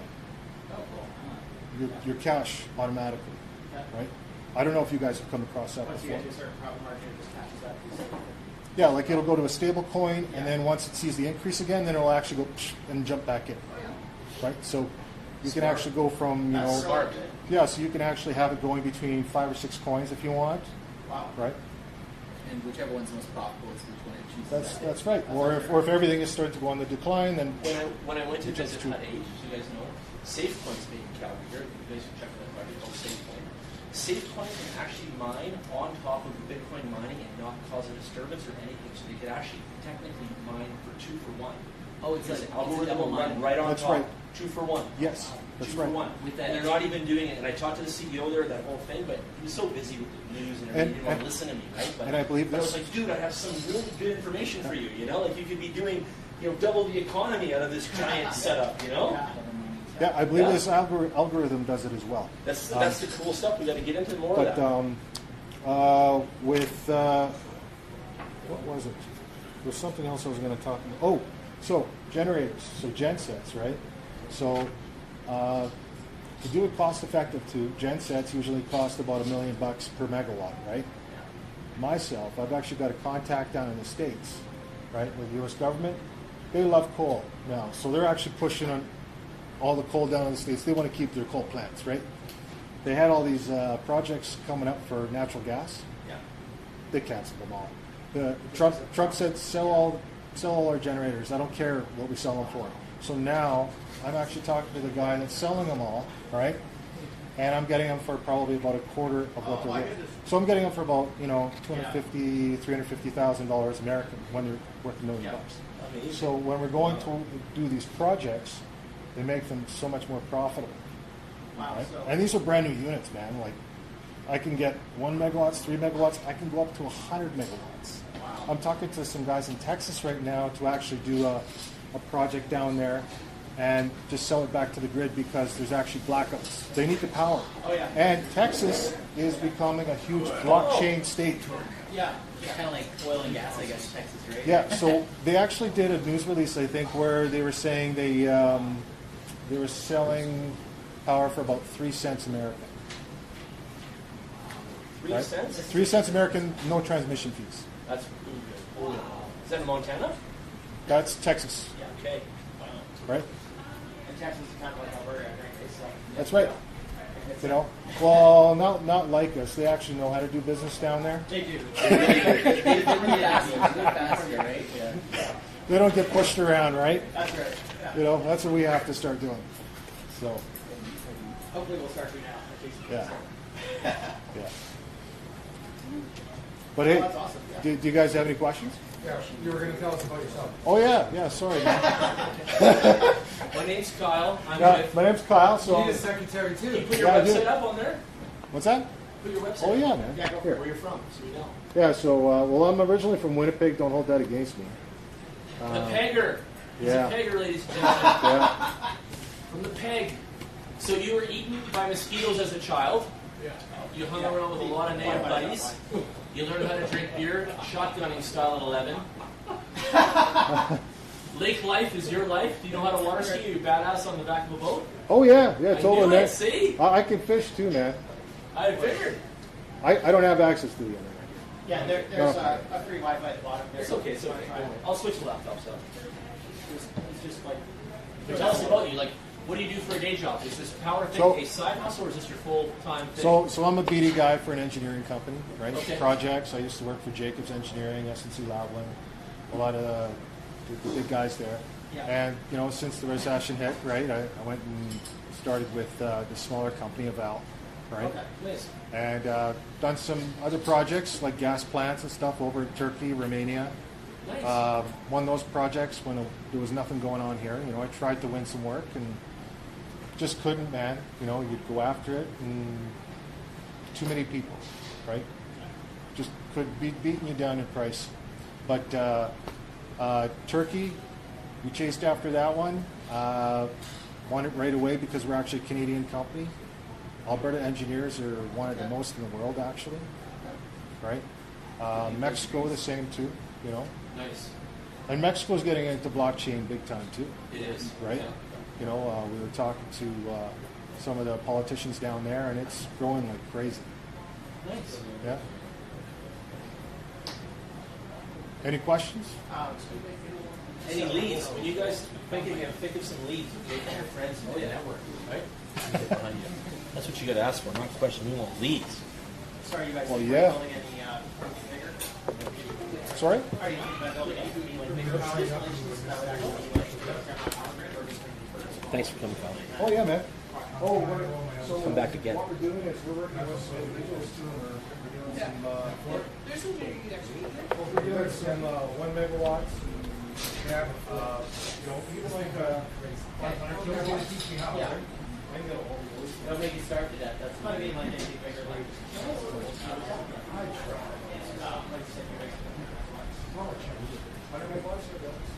and that's not just one. Yeah. That's, yeah. The 1 megawatt is.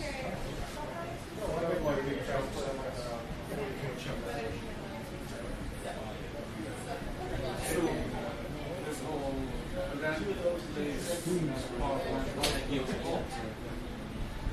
this whole business. How are you guys gonna be? How will I find you on there? All right, our next special guest is coming up, and his name is Daniel. Do you want to sign into your email tonight? You want to load up your email to get that list of stuff? I got it here. Okay. Okay, get ready. Come on, do some tabs up. Don't worry. All right. Let's see which ones we need. And I can close some of these I'll anyway. open 2 tabs for today. Some of them are energy hogs here. Okay, John. Yeah, go ahead. All right. Get out of your way. The mouse is there too, so you can scroll. Perfect.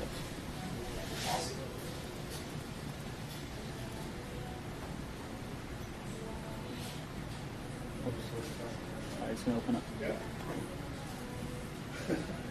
Mark Wittenberg is watching. What's up? So now on the Facebook Live, you can actually take a donation.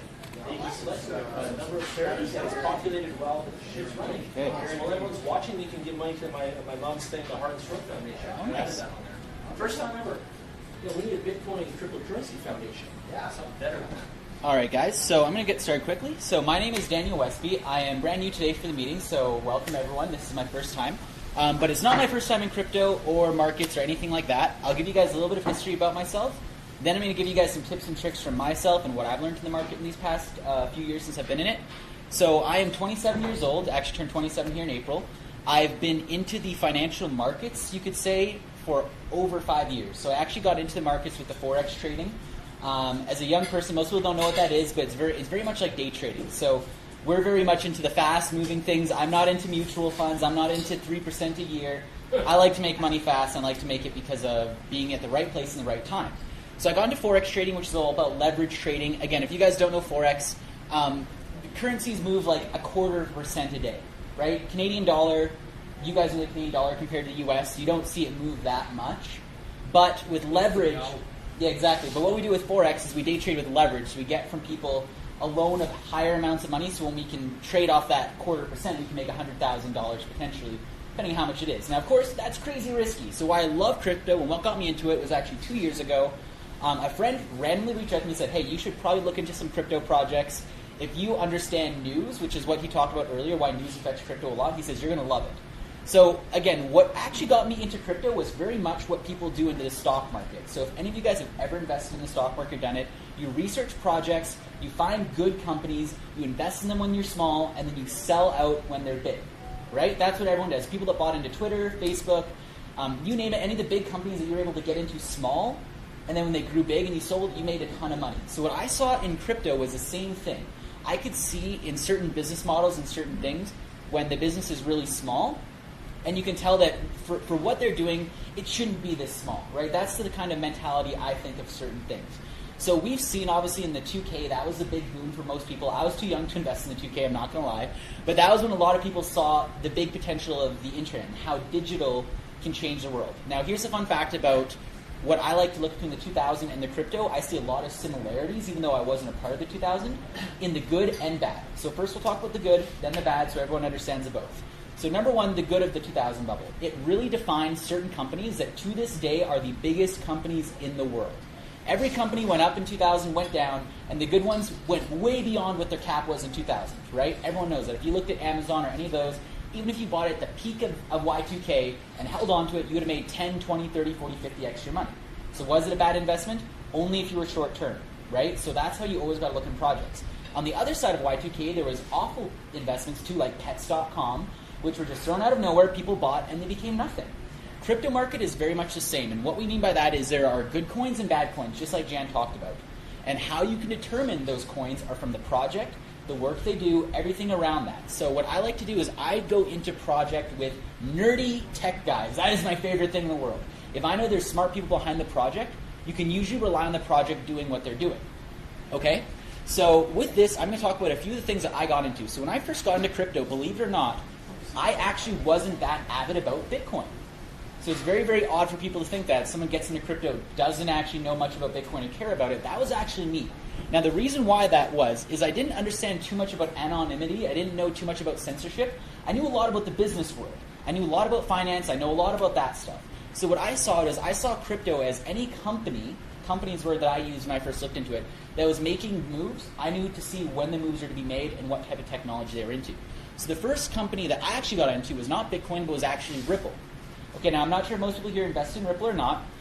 We looked into it when it was not number 3 on market cap. It was under 300. in the top coins. What was it below a cent when you looked at It it? was half a cent, 0.3, 0.4. Its market cap was maybe 20, 30 million, 50 million at the time when we actually got into it. Nice. Now, the reason why we got into it is I'll show you right now. I went to the Ripple website, and this is something I always encourage everyone to do. Always due diligence. And I'll explain what to look in due diligence to so you know exactly what to look into. But this is actually their site. They've been redone since I started. But when I got into Ripple, It's been redone. I looked on CoinMarketCap. I'll actually pull up CoinMarketCap when I got into Ripple for you guys, just to show you what kind of market it was. And this is also going to make you guys realize why I actually am happy about where the price is today, because I saw the same thing as in 2017. All right, so I'll mention that in just a little bit. So first of all, let's go into what is the data. So as you can see, this coin is now worth 3 cents or 30 cents. Had a peak of $3. Yeah. Okay, and we got in at half a cent. So just imagine half a cent. Not to interrupt too much. Yep. But when it got to almost $3 was my busiest time when the world was asking for it. It's so weird. No one's asking for it now at 30 cents. And we'll say why they should be, though. $2.50. Exactly. They're knocking down my door to buy it, bro. Just so you know that. So I'm weird. So I'm going to show you guys. Yeah, it was. They should be buying it now, man. 30 cents. Ripple's about to light up every bank around the So world. here's where. It is. It is. So here's when I got into Ripple for you guys. Too bad Thomas isn't here tonight. Yeah, He's another big Ripple fan. Yeah. So I got into Ripple around right here at the start of March is when I first got into it. Wow. Now, if you look before that, I'm just going to zoom this out. Look where Ripple was before that. What do you see in numbers? Because you can't see much Still in got graphs. the same. It's right here. So this is where I got around here. But as you can see beforehand, it was a dead horse. It For was. most people, if you look at it, it's dead. Yeah. So what I look into Dead at for a long markets, time. it's kind of like what you're seeing almost like a few months ago, and now you're seeing it pop back up. Very interesting. So I'll let you guys look at that and why. So what I did is I looked into companies that had very low movement, that basically, if you looked at the price and nothing else, you'd say, this is a dead fish, this is a bad investment. Never look at price. That's the number one thing I always tell people. Price is speculation, right? That's all it really means. Nice to know that. So exactly. So what I did is I looked into the company. So when I went to Ripple's website, my friend told me, hey, buy into this coin. I'm one of those people, I will never do what someone says. I won't. I will do what I think is right. So I'll always do my own research, and I encourage everyone, DOYR, biggest words you can ever use in crypto, because when things are hot, everyone's going to talk about it, right? And you need to know, like he said, what's that 5% It's that's easy useful? when everyone's talking about it. Everyone's It's an expert. hard the Everyone's other an way. expert, right? Exactly. So what I did was, when I first got into Ripple, I looked into the website. First thing I saw on the website was RBC, it was Bank of America, it was JP Morgan, all these companies who were working with them since like 2015, like even before I invested. And I looked in very simple things is if legitimate Canadian companies, that's what I actually cared about. A Canadian company, we know Canada cares a lot more about fraud than even the States. If I saw that was working with it, I knew that it was something that wasn't going to disappear. RBC does not let their name go on a website in any way, shape, or form unless it's legitimate. So as soon as I saw that, that's where I saw a real big opportunity. So my history in Ripple was, I saw it as the business, the company Ripple. In case you guys don't know, what they do is they're trying to change the banking industry. So most people don't know this. Every bank is completely segmented. In fact, this is a cool history lesson, and it's going to help you a lot on Bitcoin. Back in the day, every country didn't have one currency. Before the gold standard and any of that, there wasn't one currency. Every bank had its own currency. So let's say I was with Bank Red, you were with Bank Blue. If you had, let's say, back in the day, a table I wanted to buy, you said, hey, this is 100 blue dollars. I don't have blue dollars, I have red dollars. I said, will you take red dollars? You're like, no, my bank doesn't accept that. I have to find an exchange to get those red dollars to blue to then give to him to buy his table. Crazy confusing with every bank having their own currency. Eventually, banks started using this gold backing, right? But within that, their systems, technology never changed. Every company has their own system. So if you guys ever sent a wire transfer, notice how long it takes, especially when you're going from one institution to a different institution. That's because there is no system connecting banks. Everything is very paperwork, sending paperwork. It's almost like you literally can send money faster with a briefcase. Right? It's brutal. Exactly. But it's still very slow. It's very slow, exactly. It's like they have to always get these approvals, and there's always these parties stopping approvals. So what Ripple did was the inventors of Ripple, or the coders, basically thought, why don't we just make a third layer system that we can sell not to people but to banks, which allows payments to go way faster. Because if every bank held this reserve Ripple in their bank, right, instead of their dollars, so Swedish krones, US dollars, Canadian dollars, all have Ripple. Whenever we need to send any type of currency, we can just send the Ripple instead. And there will be the transfer of dollars. What they did was they created a system that was called, it's not a blockchain as you know it, it's a more closed loop, so only banks can participate in actually being a part of the Ripple network. Unlike Bitcoin, where anyone can be in Bitcoin, which is why it's better. But I'll explain why I switched into Bitcoin too. So Ripple, just so you guys know, Loved it to start. It's not really good when you love the idea of crypto. If you're really about anonymity and helping power to the people, not a good coin. But again, as an investment, fuck yeah, it was a good investment at the time. So I love that fact. So it was really helping banks. It was able to save banks just from their strategy. If you go on their website when it was 2 years ago, it literally showed how much money they could save banks. It was trillions of dollars a year in bank fees. So from doing $50 a wire, which I think banks are charging usually $20 a wire, give or take, lowers that to like less than a cent, less than 1/1000th of a cent. So obviously, our banks can invest in this if it can save them $1 trillion a year in fees. Obviously, so that's why I got into it. $1 trillion in fees. Yeah, in the fee side. So if you think about it, there's right now, because I trade Forex, there's over $5 trillion a day exchange. Now every exchange has a fee involved. Always has a fee. Okay, so you're counting Forex. Any type of banking system. So what they're doing is Ripple nowadays. What's the daily income on Forex in a day? Just rough numbers. So $5 trillion traded. Again, average exchange charges 1/4, 0.5% in fees. There you go. That just shows you some simple math. So over the years, Over 0.5% of how many trillion? Of $5 trillion. So over a year, that's like $5 trillion being spent in fees. Christmas dropped in their bank account. Right? Exactly. So that's why I love Ripple. Now Ripple's super fast, super awesome that way.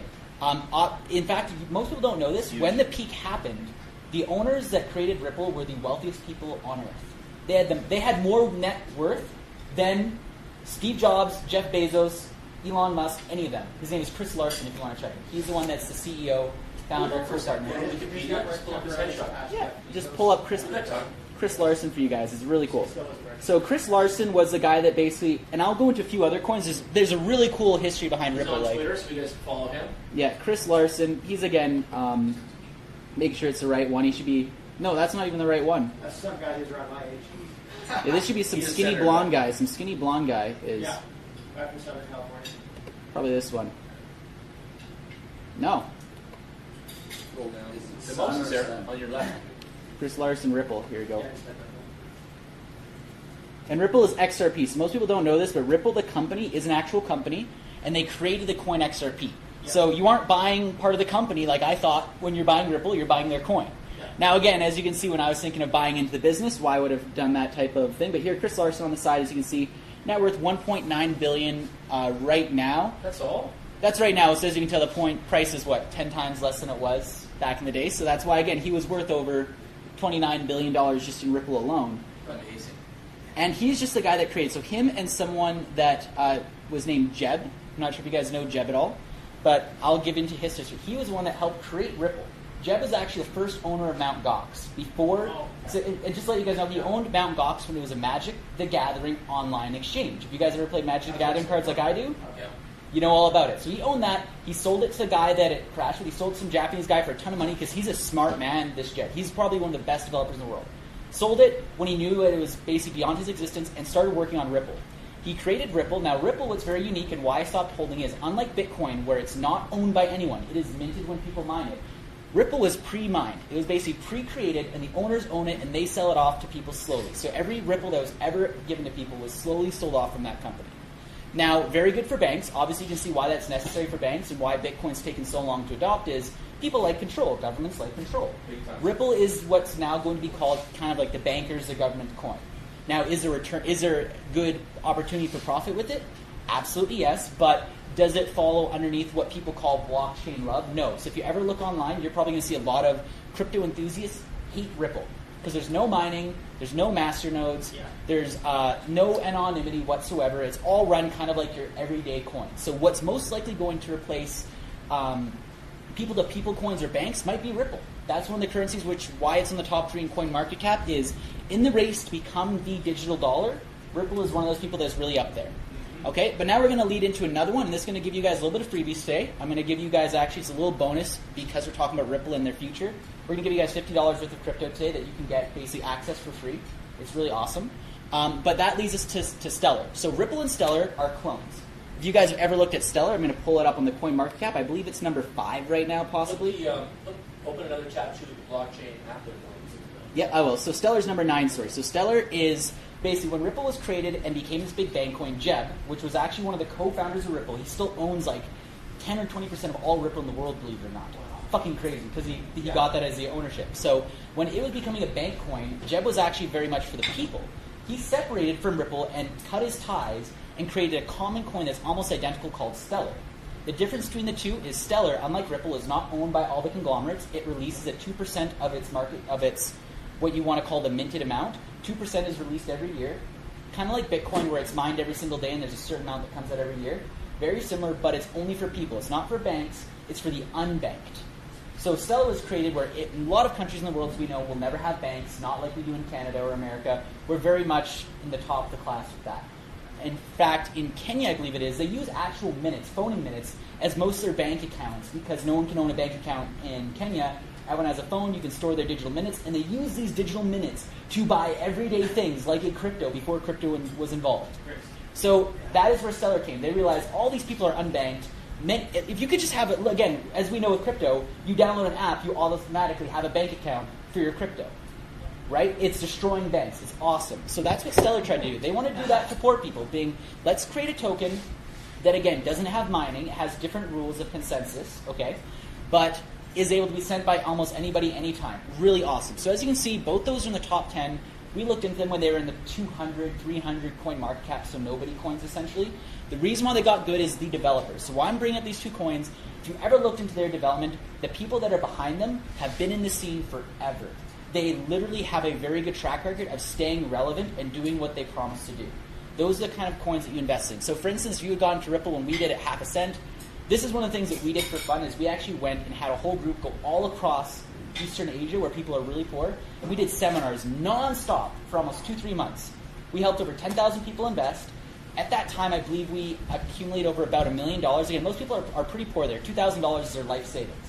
We accumulated $1 million, and from then till when the spike happened, we literally had people in the Philippines become American millionaires over the next 2 months. Wow. Now, again, like Jan mentioned, it's about getting out when you feel comfortable. And this is a big rule that I always tell people. If you're investing, before you even put a single dollar in, have an escape plan pre-made, because when that price hits, believe me, your euphoria is going to go so crazy, just like it did for a lot of people. You're like, I'm going to hold it longer.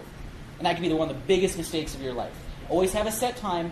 Don't care about what anyone else is doing. There's a million people doing different things. Do what you want to do. But these are two things that we looked into, mainly because of tech. And if you look into them now, if you look on their Twitter, they're still producing, they're still doing cool stuff. In fact, why I'm bringing up Stellar is not only is it really, really cool, but blockchain.com, I'm not sure if you guys know about it, it is one of the biggest wallets in the world. And they are also, right now, you can go onto it, and they're giving $50 worth of free Stellar for just making an account. I'm seeing if I can find the promotion. Let me just... They used to give 25 just a couple months ago. Yeah, and then they doubled it because the Stellar price increased, actually. So they're giving the same amount of Stellar, but US dollars is more. So you can get $50 worth. All you have to do is, like you mentioned, make an account, put in your ID, your driver's license, boom. It takes a little while, so you might have to wait for the email verification. Like I got an email this past month saying, it's now time to enter your information. You'll get your $50 once you do. Okay? So everyone, I would definitely recommend, even if you have a wallet, get the Stellar. Like he said, use that Stellar to buy BNB tokens, so you always have BNB tokens for your exchange. You can move your Stellar from that wallet to the BNB exchange instead. Okay? But why I'm doing that is $50 free. I promise you, no other workshop, like you mentioned, they're going to charge you $50, not give you $50. So we want to be a little different here today. There you go. So Ripple, Stellar, super awesome. Again, they're... Go back to your thing. Go Yep. back to that search real quick, that first tab, because you had the link. You had it Yeah, there. I had it there, sorry. So You can show it to everybody so they know what they're looking for. blockchain, promo code, I think it is. You had Yeah, I think it was just blockchain. just put XLM blockchain. Yeah, There it is. there he is. There it So So as you can see, right, they're literally giving 125 million of that. Yeah, so again, this is some fun fact. If you guys knew about Ripple, Ripple made a ton of money. They actually gave $40 million to Ellen. If you guys were ever watching the Ellen show last year, they gave $40 million with Ashton Kutcher live on TV. They love spending money. So what did Stellar do? They said, fuck it, we're going to give it to everyone instead of just one big corporation. So they gave $125 million to anybody that wants it. They don't care if you're rich. They don't care if you're poor. Make an account. You get your $50. If you guys, after today, go to your friends, they get $50. I don't care if they don't have money or they're scared to put money into crypto. Give them crypto for free to get them to this next meeting so they know it's real, right? So this is the best place to get your first little dose of free crypto. yeah, it's freaking awesome. Like literally the best thing you can ever do. App, it's called blockchain. Better than airports?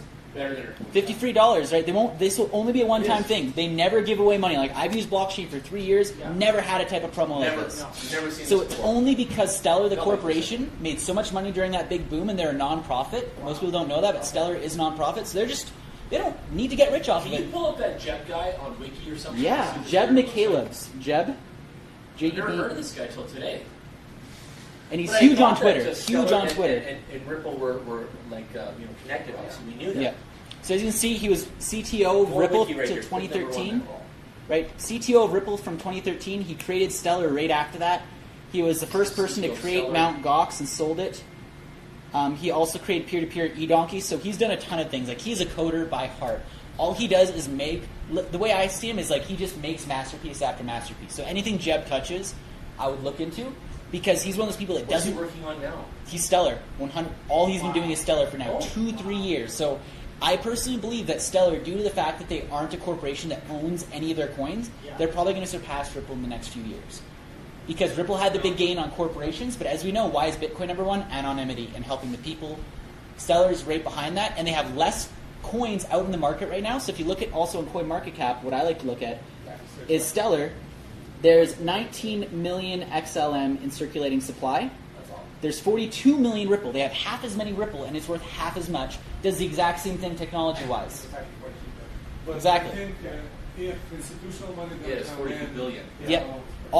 Even with institutional, all I look at is in basic, like if you're doing what I did with stocks and Forex, if I see a coin that has the exact same technology, but worth how much less, it's worth something like 10 times less, 6 times less the market cap, which one's more likely to increase on you? The one with the technology that will have more money needed to boost it, or the one with less, right? So that's why I like to look into them. So if you're looking into something on comparison, that's showing you how technology can be similar and which one to look into. All right? So now that we've gotten done with this, we've talked a little about Jeb, I'm now going to talk to you guys about what happened once I got into that. So not only did I love Ripple, I actually still right now co-run the largest, probably one of the largest crypto groups in the world, over 110,000 people on Facebook for Ripple alone. All we do Pull it is, up at all, or let me see if I can pull it up on Facebook. I have it on my phone, but let's see if I can. My Facebook will come up if you go to it. Oh, if I open up Facebook, perfect. Yeah. Mine will come up. I need to search in there. Yeah. I didn't add myself to it, but please add me. Can you add me? Oh yeah. That's cool. 112,000 members, as you can see. So he started this 112,000 member group. So we started this group when Ripple was at half a cent to get people. Thomas didn't come tonight. Oh, yeah, he's going to be Totally special guest. Yeah. I should And Kyle and him. So I created this group simply because I wanted to help people invest in Ripple when it was small. And as you can Go see, ahead, answer the questions for Oh. me. Daniel told me about it. Yeah. That's fine. as you can tell, we got our group so big that now we have to do all this spam checking. That's pretty cool. There we go. So again, this is really awesome. The reason why we did this is because it showed us again the power. Imagine starting a group of 2 people, hitting 100,000 people in less than a year. Just That's amazing. mind blowing. But again, we did all this literally for free just to help people be aware. Because at the end of the day, sharing is caring. Yeah. I find that sometimes people don't always get the best value for free, They but don't. usually people giving free value that are real, or the people that are real usually do also give the most free value. Right? So it's kind of crazy that way. So as you can see, really loved it. Now, from there, of course, I've done a lot of things. Like everyone probably here got to have some type of fun with the crypto. For instance, even me, I've gone through the hype of everything. I had my coins at one point reach $1.2 million in valuation. I put in $1,000. Right? Wow. Most people don't ever get to see that. I was able to live off for 2 years. I got to do a ton of investing, got to have some fun. Can you tell us how your mindset changed when you saw Yeah. the extrapolation there? So It luckily, changed forever after that, right? yeah, luckily for me, the nice thing was I was because I was into Forex, where I was also trading and some days making $5,000, sometimes losing $5,000, I became emotionless to money. So to me, that's the biggest thing when you want to become successful is, like I said, stick to your plan. Money will bring out emotions because most people never get to see it, but it's literally just a number on paper. Don't get scared of it when it gets high. Stick to your plan, right? So for me, the biggest thing, that's what I realized, the biggest thing that changed my mind with it, I guess, is realizing that anybody should be worth what they're actually worth. You're not worth what you're working at your job. That's the biggest thing that honestly changed me. If you're making $10, $20, $30, $40 an hour at a job, don't ever think that that's going to become the definitive answer or that that's going to become your Value. way of life or your value. Fun fact, every single person, no matter who you are in life, if you're making $20 an hour, you make $2 million over your lifetime. So everyone's a millionaire at heart. over life. But you can make it a lot faster. It's just about timing and opportunity, and that's why I love crypto. So another thing about crypto I always like to mention people is a lot of people are talking about the in and out and when do you do that. Why I love today's market is how many people do you hear talking about crypto in the everyday space? Have you had your Uber driver talk to you about it today or this month? Or a taxi driver? No. Or news? No one is. But back in December, every taxi driver was, right? Oh, yeah. Every single person was. And what that made me realize is when everybody's crying or when everyone's hanging themselves is when you buy. You bet. When everyone, including your There's blood in taxi the driver, streets, you have to buy. blood in the streets is buy. When your taxi driver is talking about it, it is the worst investment opportunity ever. That's what already you sell. made by then. That's your time. So- that's when he's reminding you that you made Exactly. the right decision. So what I'm seeing right now in the market is we see, first of all, a nice flat point. Yeah. Absolutely. We're seeing nobody talk about it. We don't see any news. We don't see it in the top Google searches. Just so you guys know, during that rush, crypto was the top search thing on Google for almost different cryptos every single week. Was the top thing searched on Google. Nowadays, it's not. That shows you, again, what's going on. So I like to look into that, into being why we're looking into certain projects and when to get into it. Now, the next thing that I got into is after I fell in love with Ripple, I started looking into the actual crypto space. Now, by actual crypto space, yes, Ripple's a crypto, but it is a centralized or a permission-based coin, which means you need to get permission to act upon their game, play their game. What Bitcoin actually was and why crypto became such a big thing was a permissionless factor about it. Meaning anybody can mine Bitcoin, right? It doesn't matter if you guys, you do not need permission from the government or anyone to grab a computer and start mining it, right? That is what made crypto so unique. So most people don't know this, but crypto really changed the world for a few things. One, I'm not sure if you guys know a lot about fractional reserving, but that's what made the biggest recessions in this economy ever happen. 2008 was due to fractional reserving back in the 1900s, 1950s. All those were because people were going to banks trying to withdraw money they literally did not have. People were selling assets of a market cap that wasn't actually the true market cap of things. Why Bitcoin is so unique is there's no such thing as fractional reserve. So fractional reserve is, in the real world, let's say there's $100 million in the bank, but they're going to let everyone's accounts go way beyond $100 million no matter what. Because in their mind, no one's going to withdraw all their money, right? No one's going to be like, what are the chances of that, right? So they can. That's why the banks are around. They aren't profitable, they're around because they can print fake money. Crypto is unique where every dollar is accounted for. Every Bitcoin in existence is always accounted for. You cannot make more Bitcoin. You cannot change it. You cannot clone it. Nothing about that. So with fractional reserving, it destroyed the economy. Bitcoin is a way for everybody in the world to first, and this is where it's really crazy. Anyone can see where every Bitcoin is at any time. Bitcoin is the most anti-anonymous coin in the world. It actually allows the people or anyone that wants to know who owns what and what time. You can see, if you get someone's public key, you can see how much money they have in their Bitcoin address, which is why, number one, don't share your public key with everybody. Only do transactions you like to. But number two thing about Bitcoin that's nice is if you ever give your account to someone or your public key that you don't trust, you can switch your public key just like that. Yeah. You can move your Bitcoin to another account because accounts are free to open. Right? So that's why it was created. Imagine a world where no government could hide in fake printing money. Imagine there would no longer be recession. So that is why crypto in the code and in the permissionless is why it made. Now a lot of people wonder, why was Bitcoin not around until 2008? Yes, we had internet. That's not the reason. But because no one was actually create the issue, which was how do we create it anonymous? How do we create it decentralized? So a lot of people don't know. The reason why mining is a big thing is it's the only logical way so far, and again, people are trying to do it differently with masternoding and staking. They don't know a way to make a permissionless way where no one can take control of the entire network and destroy it. Yeah. So with mining, for A instance... lot of people don't know it, but all of Bitcoin exists by volunteer mining. Exactly. All volunteer. No one's getting paid Yeah. to hold it So- up. They're just holding it up. So the science behind it is in banks. Banks run the systems. Banks have the computers, and we don't need to own a computer to run with a bank, right? They have the servers in-house. Bitcoin, anyone can run a part of the server. Anytime you run a part of the server and you're putting in a bit of hashing power, you get rewarded for that. Now it's from pools. Back in the day when it was really easy to mine, you would get the full reward on your individual computer. Nowadays people use pools because the difficulty got so high that it's easier to work as a group to find something in a needle in a haystack. It's better to find it as a group and share the profits and all the search and only one person get the lottery, right? That just doesn't make sense. But the reason why crypto got so big was because A, is a way to prevent any one big corporation or government from controlling our money. That was the biggest thing about it. Now, since the Bitcoin rave, why there's all these 2,000 coins we talk about and why there's other coins is Bitcoin created, and its code is written in a very simple way. It's to send one line of text to the other. So one transaction sending from one account wallet to the other using its blockchain and network of miners to verify and make sure that no one can steal or hack that transaction. Now, other companies, if you guys know about Ethereum probably, right? Ethereum's one of the biggest ones. The reason why Ethereum actually became popular was a Canadian named Vitalik. He's actually Canadian. Fun fact, he actually tried to work for Ripple and was not allowed because of his work visa. It was very funny. So he actually was involved with crypto, loved it, and realized, Bitcoin is incredible, but imagine if this line that they have, imagine if I put an empty space and you can send anything in between that network, not just money.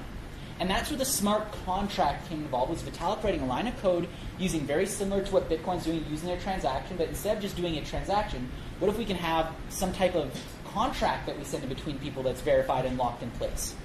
So every single coin that you see came from Bitcoin in a reason to fix another market that Bitcoin cannot.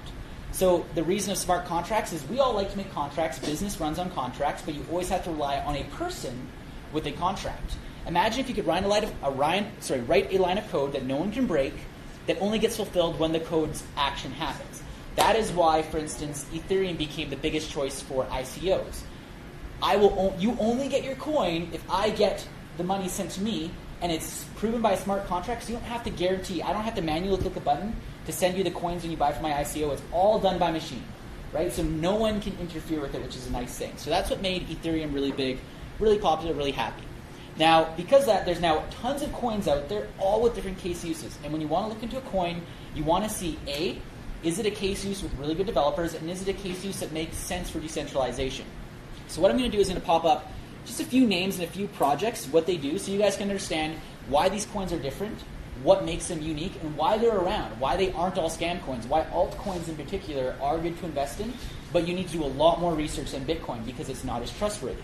All right, so Ripple, we've talked about. No mining, no permissionless, more for banks. Imagine banks being able to send, like Canada has with e-transfers, all across the world in half a second. If I sent you money, it would actually hit your bank account and you could spend it within the next few seconds.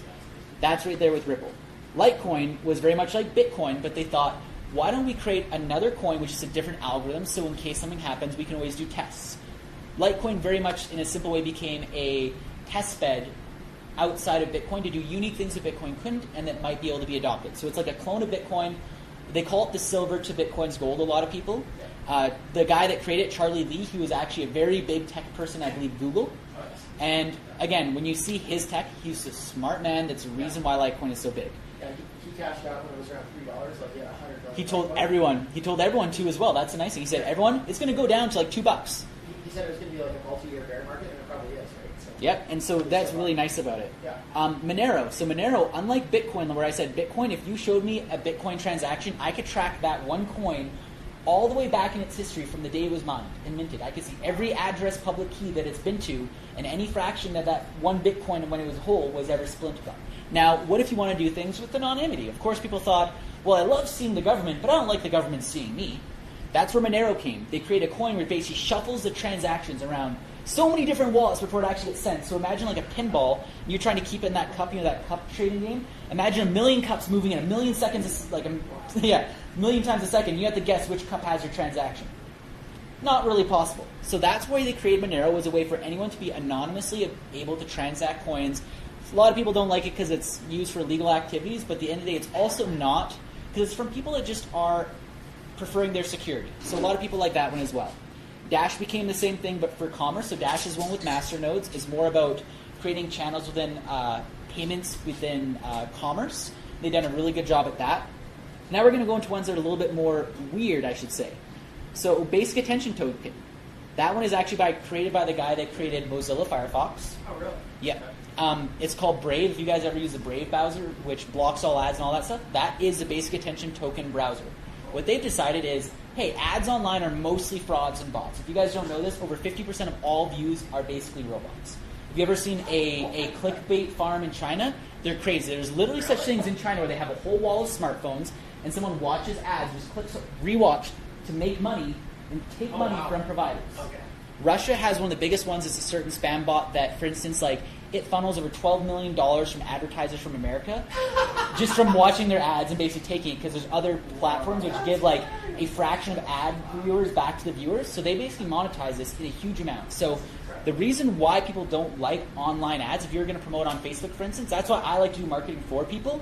If you just trust Facebook and just throw your money, I can tell you I've even run business on Facebook. You'll notice that none of your views happen till like the last few hours and it finishes up. Why is that? It's bots. It's fake traffic. So Basic Attention Token thought, hey, imagine if everyone using the Brave browser, for whatever your mouse is around and whatever your screen is on, we actually pay that person because of your attention. So we give like microtransactions a second for whatever you're looking at and reading on the internet. Really cool. Again, you couldn't do that with Bitcoin because it's only from A to B. They create a blockchain for people to do that. We already talked about VeChain and things like that. There's another one that's really good. See if I can see it down here. It might be down a little bit further. But it was called Seacoin. So everyone knows about Dropbox, right? You can send things to the cloud and hold it. That's all held on Google server. So if Google server gets hacked or Google decides to just close down, all your stuff is gone forever. Nothing you can do about it. So Seacoin said, hey, imagine if we could pay everyday people to store other people's fragmented information and encrypted information and get paid for it at a fraction of what it would cost to pay Google. So if you're going to pay Google $5 a year to hold your stuff, you could use Seacoin and pay $2 a year, and it'd be held on random people's hardware all across the world, getting paid to store your stuff, and anytime you need to get access to it, it gets sucked back from their computers and back to you. In case one person's computer goes down, they actually have 7 copies of your stuff all across the world, so it's a redundancy, right? So how's it called? That one's called Seacoin, SIACOIN. They also have a mining equipment. It's probably a little bit lower down in the market cap. I'm just going to type it on here for you guys. So Seacoin, the same thing. Really cool because it was like the Dropbox for right here. Dropbox for crypto. There's another one that's very similar to it called, I'm not sure it's Filecoin. There's another one very similar to it as well, which is very easy to use. I actually use another version of Seacoin. It might actually show underneath now with CoinMarketCap. It might show the similarity ones, like the similar coins. No, it doesn't anymore. But there's other ones like that. So a lot of projects are basically grabbing things that have a middleman in today's life that we could replace with technology that middlemen no longer need to be involved with. There's no need to pay those middlemen, and it goes to people. So that is where a lot of these cryptos have become around. So when we see why are there all these coins, they're not trying to be another Bitcoin. Like we said, Binance Coin is just to be transactions on the Binance blockchain. It's only to track trades, and their token is only used to give you a lower fee. Right? So every single coin, you look into them, you will find, if you go onto their website and see what they're doing, most of them have a different one. Zcash, for instance, is very much like Monero. They just use a different algorithm or a different sorting encryption to keep people's stuff private. So a lot of these coins have different uses, and what I like to do is always look to invest in coins that you believe in what the case use is. If you personally believe that there's going to be a future in people keeping their funds anonymous, invest in the anonymous coins and buy some. If you believe that there's going to be a future in banking fees being lowered, buy into the Ripple coin. If you personally believe that the future of file sharing is to be peer-to-peer and not hosted by big companies, buy into those peer-to-peer style coins as well. Right? So that right there is what got me into a lot of the altcoins, and that's what shows you why altcoins are different. So as you can see, another reason why I like altcoins is their market cap, as you can tell, every altcoin is much lower than Bitcoin. Even the biggest altcoin's market cap is 1/5 of Bitcoin, right? If you look at the dominancy at the very top, I believe Bitcoin is literally 54% of all market cap. So all the other altcoins combined don't even equal Bitcoin. Okay, but why you love altcoins is, wouldn't you have loved to get into Bitcoin when it was only $1 and its market cap was 10 million? That's what these other coins are. They have new blood, new programmers into them. The whole world doesn't know about these new coins yet. And as I like to say to people, Bitcoin I always look at as like MySpace. It's been here, it's going to be doing its thing, but there's no Facebook yet. There's no Twitter. There's no Vine. There's no Instagram. There's none of those type of companies yet in crypto, and they probably might have not even been created yet. Which is why you always love to look into altcoins and find projects, because those are some of the projects you can buy into, like I did. You put $500 in, wait a year, and have $500,000 and being like, what the fuck just happened? I got in at the right time. I got in before the project picked up. Lots of time it's before, for instance, I got into Ripple when it was only in 2 exchanges.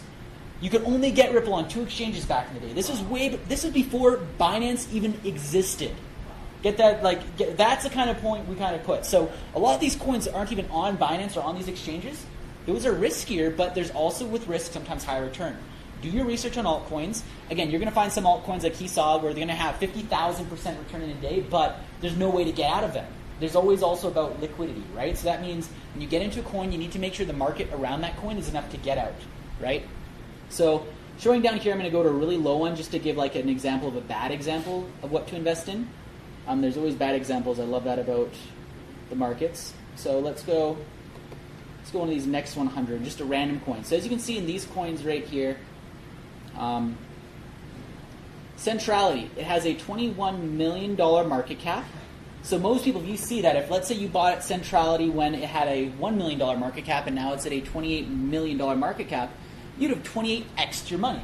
If you would put $1,000 in, you'd have what, like $28,000. Let's say you want to cash that out.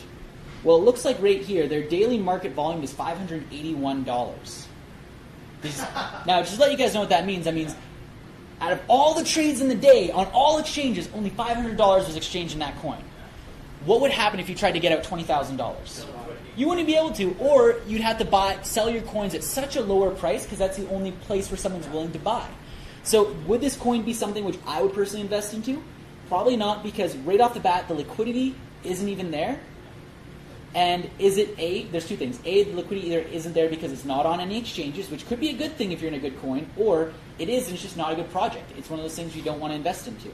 So I love coins with liquidity of at least $100,000 a day consistently, because then you know they actually have had people trading. There's over $100,000 of people buying and selling it on the daily, regardless of the reason. So what happened after I got into all these coins is I found other coins. So I told you guys right now my story of how I got into crypto, but the first coin I found, where I kind of got into projects, what I did. So also I got into a lot of mining. So for instance, I did a lot of GPU mining. I love the fact that people can do mining with Bitcoin machines, and ASICs are awesome. I'm a big believer of the GPU mining because it really is, not sure if you guys know, ASICs are made by only certain few companies, very monopolized, very high. Like again, you can buy the same machines they were selling for $5,000 during the boom, you can buy for $200 today. Pretty much shows you that they're marking them up a lot, right? That's a pretty good buy. Yeah. So I love the GPU mining. I got into that a lot, which is making those graphic cards like you saw Jan having. Those are nice because you can mine almost any coin with them, mostly altcoins, or you can use NiceHash and still get Bitcoin. So if you guys ever have one of those rigs, I know technically you would never mine Bitcoin on it because the algorithm's so hard and ASICs are the way to go, but you can use NiceHash, which lets you rent that hashing power which those GPUs would use, and still get Bitcoin in return. So it's like mining another coin, but you're getting Bitcoin in return because NiceHash does the exchange for you in a very simple sense. Okay, so I love using that for if you ever mine any coin. I would always recommend get some GPU miners. You can mine altcoins, and I'll talk about the one that I love the most, which has actually been a very good investment for people this past little while too. But you can mine altcoins. You can still mine Bitcoin through NiceHash. Very versatile, and they're very resellable. Everyone knows that gamers love graphics cards, right? Gaming, I don't think, is ever going to die down anytime soon. So if you have those machines, really awesome. And also other miners, other coins that come out, will always be using GPU mining. Very few coins out there allow ASIC mining. It's in the code and stuff, so that's why I like to do GPUing. If you're ever going to invest into mining, that's the best return. You could have machines that you bought 4 years ago, still work just as fine today, mining new coins that have never existed before. So that got, yep. What would be your recommendation to start mining with? Like, how many GPUs would be? Like, for instance, at my home, I have a gaming computer, which is one graphics card. I mine with that. I've also done rigs, which, they'll take up this much space. 12 GPUs stacked on top of each other onto one motherboard, 2 power supplies. You'll get a lot better return for your dollar on those ones. So if you're thinking about buying a gaming computer for $1,000, get one graphics card, or buy a 12 rig system for $4,000 on eBay or something like I have some used that we sell too. They were like 10 grand new, right? So when you're thinking about that, 10 grand new over one, and you have the same amount of graphics card. You don't need 10 motherboards, you don't need 10 RAMs, you don't need 10 CPUs. So a lot better savings on money. So those like the multiple GPU rigs would be purely mining machines. Yeah, you wouldn't do anything else in them. But for instance, if let's say if you got tired of the hobby, you could always grab one graphics card out and build another computer with it, or sell those graphics cards to other people. So a lot of the people that had NVIDIA graphics cards, ones you didn't have to do special coding to, you can literally flip those to gamers because mining, believe it, outside of contrary belief, mining does not hurt graphics cards. So just in case you guys know that, gaming actually hurts it more because you're going on revs rather than going consistent. It's like Autobahn with a car, over if you prefer stop and go traffic, which one do you think hurts your car more? It can hurt if you're overclocking it too. Yeah. So always keep it cool, that's true. If you go beyond a certain temperature and keep it in a bad rooming, anything's bad for something you don't take care of. But for instance, I still game on my mining cards, and I had certain people when I was on Q be like, I'm scared to buy a mining card. I'm like, no, it's been running consistently, and if someone spent it on investing, they probably kept it in a good condition. because it's their investment, right? Can you mix, let's say you have like a 8 GPU rig. Yep. Could it be different Different coin. GPUs? Like, I would recommend keeping the same GPU. Sometimes you can get away with the same brand but different models, like a 1060 and 1080. Technically, But- there's been some situations like, especially if you're running under Windows and UPS and one of the GPUs that anyone Yeah. let's say. 6, I think, is max for some of them, right? Or, Yeah. yeah. Depending on success to do with, but 8 is definitely the absolute max. I'd say either NVIDIA or AMD, but if you did both, you would technically go Yeah. over that. What we would do is we would use Simple Miner. So we'd use Ubuntu-based Simple Miner, allows you up to 12. I think even up to 18, but we never tested that. I wouldn't try that either. Yeah, at least 16. Yeah, so we did 12 because the mining boards that we had, they had 12 slots for PCIe. But that's, again, the best return on mining investment if you're going to do type of mining equipment. Take a lot of juice, obviously. Like, don't get me wrong, they take some power. So get some connection with power if you're going to do that. Or, like I always tell people, anyone with free internet or free electricity at home, if they're not mining, they're just pissing away free money, right? It's so super easy. So with the mining, that actually got me into Ravencoin, which is the newest project I personally believed in. What actually got me into it was I follow a lot of miners on YouTube, stuff like that. One of them was like, hey, new project, started with zero funding. So I'm not sure if you guys know this, but a lot of projects are either ICO'd, raised, have some big corporation give them money, and the best projects are started for free. It's a bunch of really good programmers saying, we're going to make this code and make things work, right? So Ravencoin started with that. It actually came from, I'm not sure if you guys know these names, but Patrick Byrne, CEO of Overstock, which was the first company to ever offer buying things with Bitcoin. The biggest company in the world, first one to ever in any $1 million corporation to allow people to buy stuff with Bitcoin on their website. He's the CEO of it, Patrick Byrne. He also just coincidentally donated $10 million last year to Ravencoin to build their protocol, free of charge. Wow. So a bunch of developers came together and said, we want to create, and I'll tell you what they did, but we want to create this new coin, and this guy that was one of the pioneers of Bitcoin gave them $15 million. Now, obviously me, someone that looks into news, light bulb came off and thought, you know what, this is probably a project I should look into. Now, another person got into it. I'm not sure if you guys know who Bruce Fenton is. He was also one of the first people to invest into Ethereum during the consortium. He's one of the first investors in Bitcoin. He's part of the Bitcoin Roundtable. He's also one of the top, probably the top person on security law with cryptocurrency. He also became the board of Ravencoin and one of the people that you can't really call founders because it isn't a company, but he basically gives his free time, energy, and money to it to develop it. Now, what Ravencoin was doing is they said, we love Bitcoin, it's the most secure network. Let's take it and put it on steroids. So rather than running the 256 algorithm, the SHA-256, they grabbed every algorithm, 16 algorithms in mining, randomize it. So basically, when you're mining, for instance, Bitcoin, every block is the same algorithm. What this one does is they have 16 algorithms that through another algorithm are randomized based off the hashing numbers on the block, and every time a block is mined, they switch algorithm. What this does is prevent any ASICs or big supercomputers from being able to computing with it. It basically prevents any company from getting a monopolization on their coin, which you've seen with other coins at 51% attacks before in the past. We've seen it on the news. Can never happen with companies like this. So they basically did something which no coin since Bitcoin's done before, which has made the algorithm almost impossible, literally impossible for ASICs to work on the way it's doing. Number two is they wanted to create a token that helped a current day use. So I'm not sure how many of you guys know the stock market at all, but me personally, I consulted for a publicly traded company last year, so I'll give you guys a little bit of insight for what I know. Number one, no company knows who invests in their stock. If you own a stock of a company, that company does not know that you exist. Every year there's a shareholders meeting with people over a certain amount of stock get invited to a shareholders meeting. How do you get that letter inviting you to the shareholders meeting? That company pays another company a ton of money to find that research and get all the names and people so they can send out even more money with these papers to get things done. Imagine how much it costs to get a company publicly traded. If you're right now a profitable private company and you want to be on the stock market, it's going to cost you a lot of money to get your stock essentially out. So all these problems in the stock market, Ravencoin realized, well, ERC-20 is kind of doing this. What if we put in code the laws of security tokens into the code and then made it on the blockchain? So imagine if, again, anyone in this room, if you were to open technically in the next few years when Ravencoin is mainstream, anyone with a publicly traded company could go on Ravencoin for $2, create their own token, just like you do with ERC-20. But you can also upload your legal documents to that token, so anyone that owns a token can view your legal documents and view what it means to own that token and the rights around it. Imagine you being able to pay dividends for that company through the token. So if I, for instance, sold 1,000 tokens to everyone, and over the year we made $10,000 profit, and I'm paying dividends. I can go into my app right now and basically give the dividends to every single provider of the token. I don't even need to know who you are. If you own 1 token or 1 million, you get a perfect dividend. So what they created, which is NASDAQ on the blockchain. Now, who thinks that's going to become valuable? Obviously I did, so I invested into Ravencoin. Now, not only does it do that, but they have the mining, like I mentioned. They're a company that never did any type of, they don't get funds from it, so it's not like there's an ICO or any of that stuff whatsoever. It's literally just like how Bitcoin is created. A bunch of nerds wanting to create a problem that could solve modern day society, and they did it. Now, of course, if you were to do a project on this, you still have to be regulated outside of, like someone could make a scam coin on Ravencoin.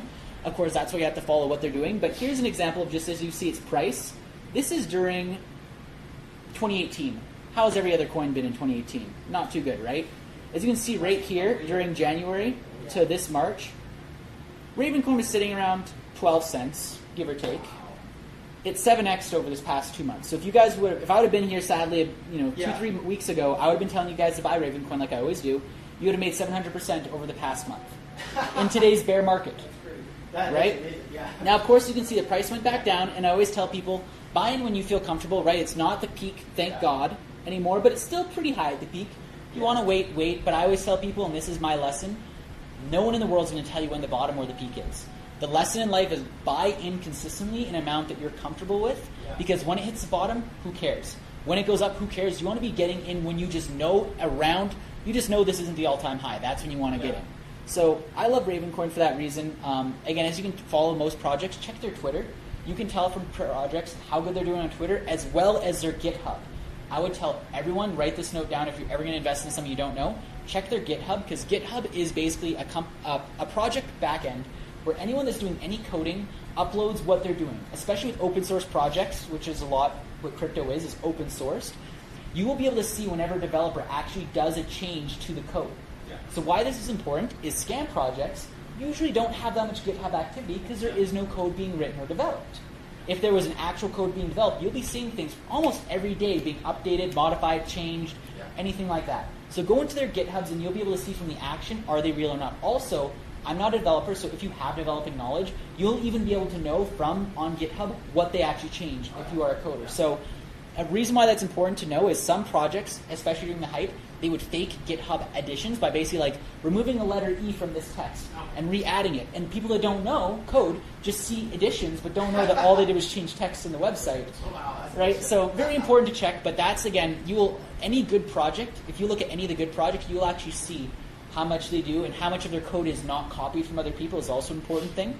So for instance, Tron actually went up quite a bit, but they have about 40% of their code stolen from other coins. I personally don't invest in Tron for that reason, because I don't feel, while they have the best marketing team probably in the world, and as a company, if you're looking for profits, marketing is really good. I also, though, believe in longevity, so I like looking coding and seeing what code is done from things. So always look into that because, again, like I mentioned, some coins like Tron, which don't have the best code, will go up in price and skyrocket. It's not always the case with crypto. You always have to be careful with what you're doing. But that was why I wanted to talk a little bit about the Ravencoin, was simply because, for me, it's something that any of you guys, if you have a computer at home today, you can mine Ravencoin tomorrow. Like you can go home and start mining it, earning Ravencoin like I did. And again, when you're mining, it's free coins. When the market goes up, you're going to be laughing even more. It's even better. But look into things like that. In fact, when we were talking about BNB and how they put on coins without anyone's knowledge, right? They just throw on coins for fun. That actually happened for Ravencoin. I'm pretty sure that was actually at the start of, it was somewhere around here. Binance out of nowhere said, we're adding Ravencoin. We love their developers. We love the people who are behind it. Go into it. Now that, again, like we mentioned, Binance doesn't do it with projects unless they're really good. You know it's a good one. Another reason why I like looking at this, and it goes back into what Jan was talking about Twitter, Ravencoin is the only coin, and normally coins don't do this, the only coin that warns people when the price is high. And I've seen this twice. I saw this in November during this spike, and I saw it now too. Every time the price goes crazy high, you will see Bruce Fenton and the Ravencoin project actually tweet, invest at your own risk. And for some reason, again, I like to look at news and see that people read things. Every time they say that, the market crashes and people sell off.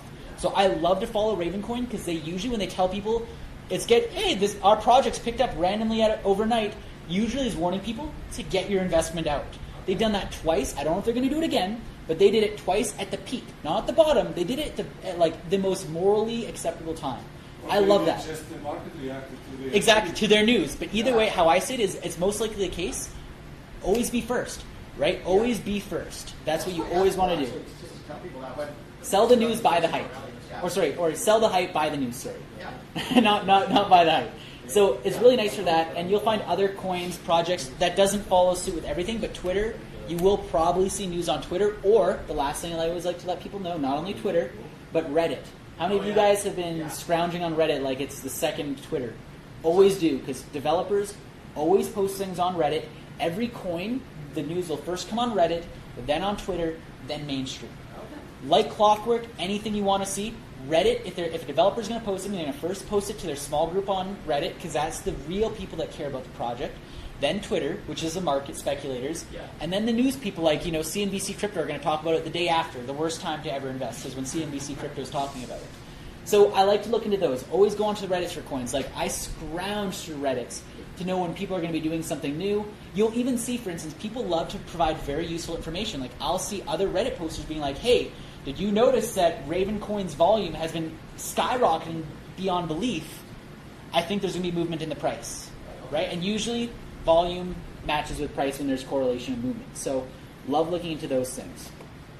What I'm now going to talk to you guys about, after talking about the coin I love, the coin that I fell in love with crypto, the coin I now love with crypto, but also in the future, what to look in crypto. So I kind of talked about that a bit. Like I mentioned, a lot of these projects, just like companies in the day, some are going to surpass ones that we thought were king are going to go below. Things we didn't know were king are going to go up, right? It's all about how they execute. So what I always like to tell people to do is always find, and even if you don't have Twitter, make a Twitter account and follow those accounts, which are the projects you believe in, so you can just get daily news on it. What I always tell people is you don't know if something's normal or not unless you're in on the daily, right? So if you notice, you go onto Twitter one day randomly and see everyone's freaking out about Bitcoin, you might have not noticed that they were actually talking about the up and coming for months and months or weeks and weeks. That would have been the time to buy, not when you see everyone screaming about how awesome it is. So you want to be there before the hype happens and watch things. Because even sometimes, I'd even recommend stay out for your first wave that you see of momentum and see how the reaction is so you know how to ride the wave. It's very much when he talks about like surfing, it is surfing. Because you have to see the wave coming, you have to get on it at the right time, you have to ride it to the peak, and you have to get off the wave before it crashes and kills you. Right? And that's the most important thing. So doing some type of research for it, super, super useful. Coin market cap will always have, for in case you guys are wondering, almost always has under the social tab for good projects, will have their Twitter account and then the Reddit account side by side. Any good project will have the Twitter account because that's again where they share their news if they have a nonprofit or a company behind it. You want them to be sharing news. A company without news being shared can't get that much traction.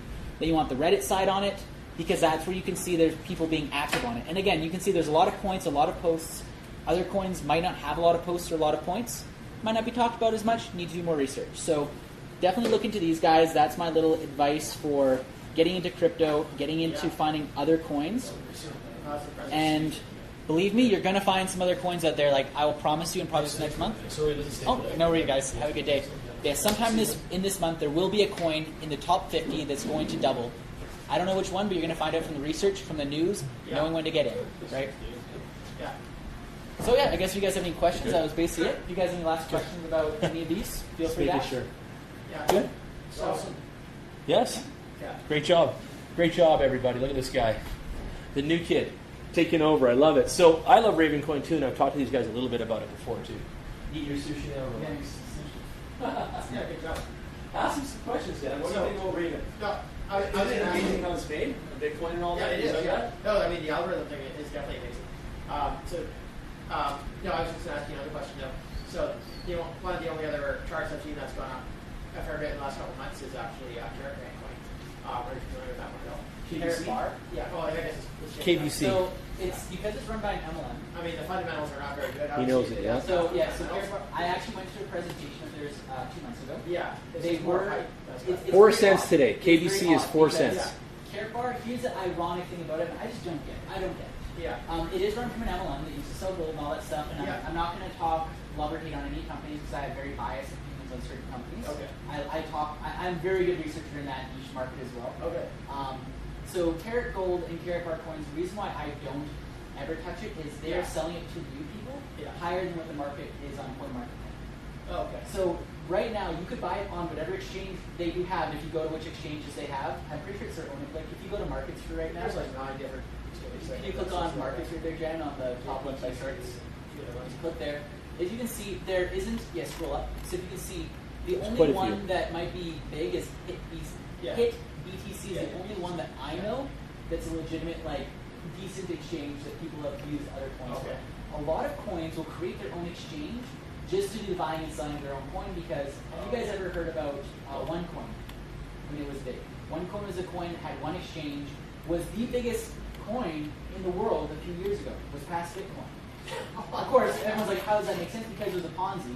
What they did is it had one exchange, people could buy it at a certain price, and at a certain time, the owners just liquidated it and cashed out because they, like I told you about liquidity, right? So you need to see what the 24-hour volume is. So if you look at Carrot Bar, what is its 24-hour volume behind its market cap? That will determine how many people are buying it out on exchanges real life.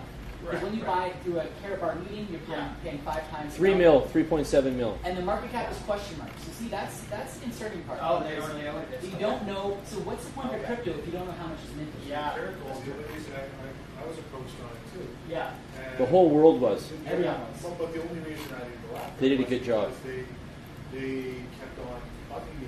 Yeah.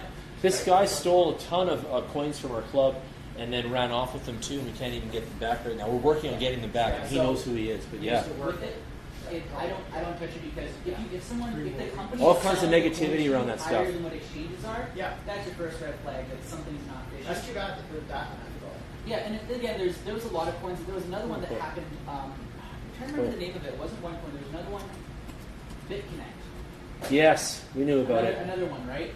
Memes are all over YouTube. Are memes from the BitConnect guy. What's his name? Carlos. I loved it. We laughed at those memes all the time. But the same thing. What they did was We thought it was a pile of shit. Don't worry, we did. The owners did make money. They had an exchange where people were buying and selling it. But as you notice, what happened is the huge spike in volume the day that everything crashed, which proves to you that somebody cashed out. And then they slowly cashed out more and more. Every time someone put a buy order for it, someone put a sell order and matched it. And then just cashed out the whole way down. And the people that held it, at the end of the day. So that's why I'm always about, if you don't see consistent volume, if it's not, as long as, that's two things. Volume, and make sure that it's being traded majorly on an exchange they do not have any association with, which is why he mentioned, if they're not on BNB, I usually don't trust them. Also, another red flag with this particular one is if you just try to go to carrotbank.io, I believe it is, it's blocked based on Canada's IP addresses, right? Because that's so unethical. A lot of them aren't even on CoinMarketCap. A lot of coins aren't on CoinMarketCap, and yet people are saying they're blowing up. Yeah, like this one is now, but it's still But without a market cap though. Yeah, exactly. Like it's not very many exchanges as we showed, right? So it's extremely shallow with the amount of volume. Have you ever heard about QNT coin? QNT? QNT, yeah. I think I have. Measure. I mentioned the other day when I was there. QNT, right? It's, Sure. Thank you. How about a 4? No, I'm good with that. I'm just using Initiative today. Q, is that what that is? Caveman today. sorry? Initiative Q? No, QNT. It's Okay, I'll look it up here. There's a new one for me as well. quant over Yeah, Quant, there it is. QNT. $2.46 American right now. Yeah, 24-hour volume, 1.7 So million see, they got some good volume USD. behind it. They have a circulating and total supply showing. As you can see, if you scroll down on its price, This is actually helpful. overall, as you can see, there's been no dump. Over the however long it's been around, it's actually gone moderately up. Yeah. All those are things you like to see, right? You like to see consistency in a coin. Because even Bitcoin has consistency going up. Yeah. It's had 9.7 million circ, total supply 14 mil And only. which exchanges is it on? If it's on It's IDEX. It's probably IDEX is the Fat biggest BTC, one. Hotbit, so IDEX, it's on Bittrex, Bittrex right there. See, you got Upbit, Bittrex, Coin you're pretty safe Exchange, there. these two. Um, Yep. What do we have for ROI? 754% ROI right now. Well, the interesting thing Over about the- this from coin, ICO people point, who are running it, they are coming from a very institutional, like high office jobs. Like the CEO, he worked for HSBC. Marketing director, she was Emails, SMS, mail, phone calls received, pure legitimate No. appeal for the state of She's Seven. also like a huge player in. Actually, she was.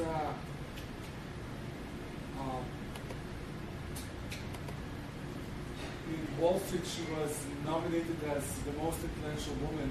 So people like that, if they, as I put it, if someone's reputation is on the line and there's someone that you, from history and you research them, you know that they can't risk their reputation. Like those are people that care. Like for instance, there's other ones where they might have not been in the big world. A lot of people, I've even seen certain projects use fake profiles of like their founders and be fake profiles, right? So always be careful. As long as they're a legitimate person, you see them being the ones like promoting it on Twitter, you see their actual handle liking and retweeting, you're good. That's like, it's always safe. As I always say, we're not always the geniuses in it. The way to get rich and be profitable, I should say, off of crypto is reading the people that are involved in it and following the right ones. We don't create the wave, we just follow the wave at the end of the day. We do. That's right. It's all about following the wave. It truly is, though. You nailed it right there. So look at BitConnect. They said it was possibly, look, there's heading here. This is funny. How BitConnect pulled the biggest exit scheme in cryptocurrency. Oh my god. This guy, remember Lanny? She used to work with me a little bit and stuff. She was in love with the guy from BitConnect. She thought he liked her and all this weird stuff. Really? Like actually Oh yeah, and then she tried to sell this crap to our group, and everyone just booed her out of the place because they thought it was garbage. Okay, Oh I yeah, wasn't there. her and Alex, the other scandal, they're all scandalous, and it's funny. And that BitKey, that Alex was onto that BitKey, and that was closed down by the FTC. Look at this. So BitKey, another Ponzi piece of shit from another, meathead, right? Like it doesn't stop. Yeah, look, if you look at it, it said here in the news or whatever that it was shut down. No information available for this page. And he wanted to give this to everybody and all this other stuff. I'm like, dude, we don't want it. It's MLM. Why do we want that kind of crypto? That's not what we're about. Look. So they were shut down too. And the FTC or whatever smashed them down. And not because they did that, because I don't even think it's nice when they do that to anything. But at the end of the day, a lot of this stuff is Ponzi, and you guys got to know that shit. Don't.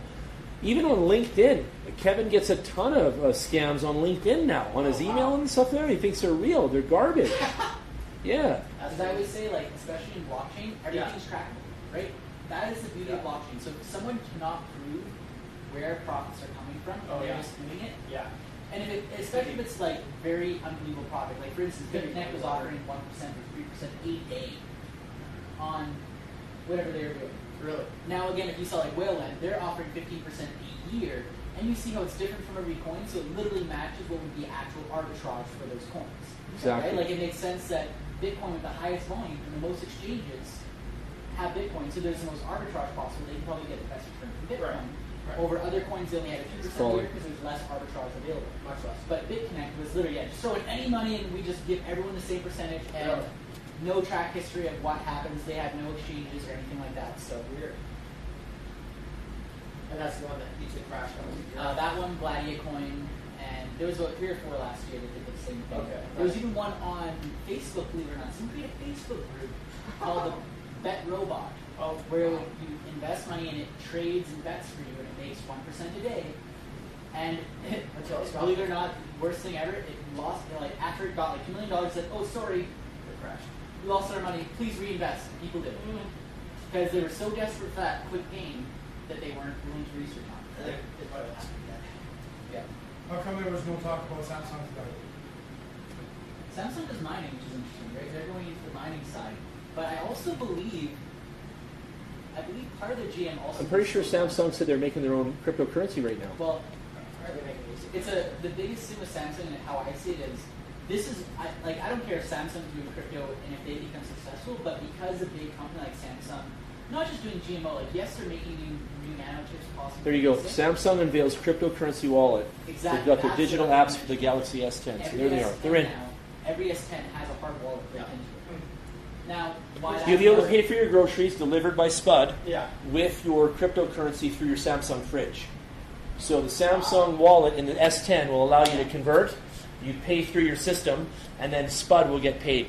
Now, they wouldn't do this type of technology. Nobody has that yet, and crypto's making it happen. You see, we need digital money. You can't put dollar bills through your fridge. Yeah. So Right, it doesn't why would work. Samsung develop this if it was dying tech? Right. Why would they spend $100 million probably We're going developing digital. this, right? Yeah.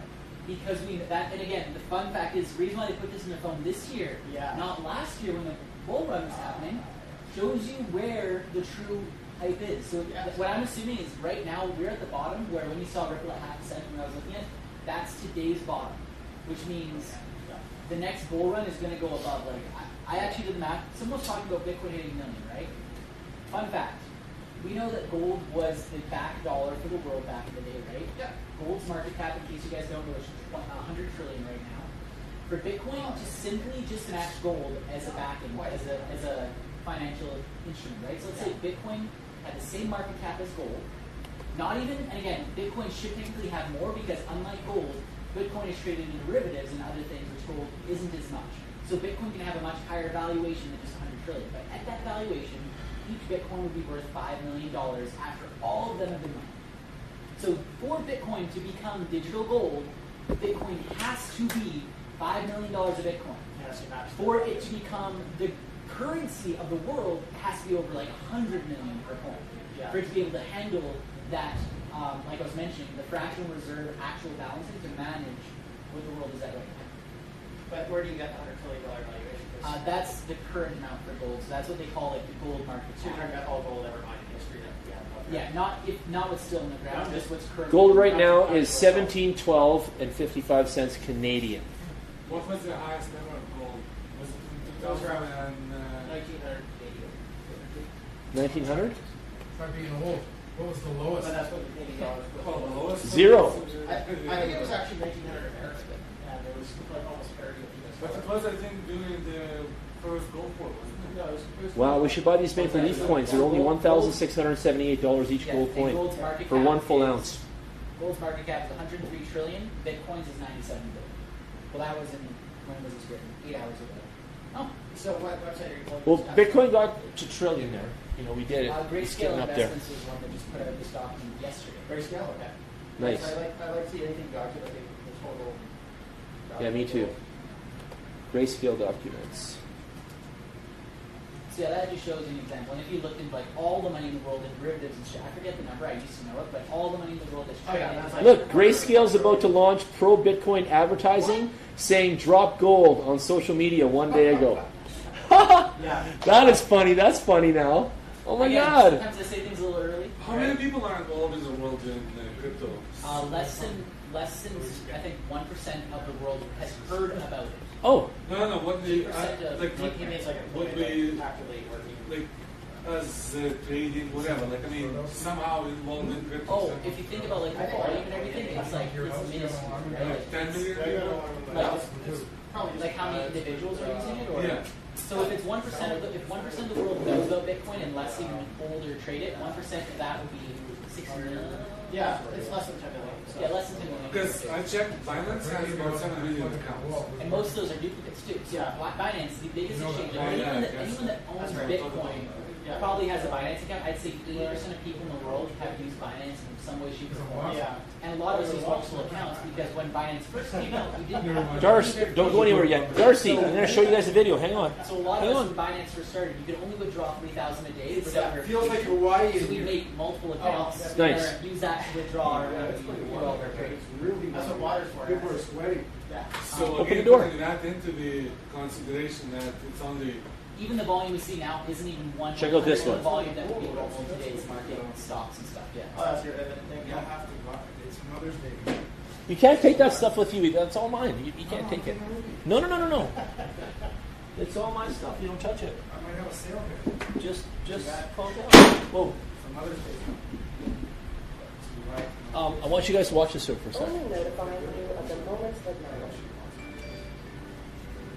Let me start over. So let me say something else. Thanks everyone for coming out tonight. Awesome. Thank you so much.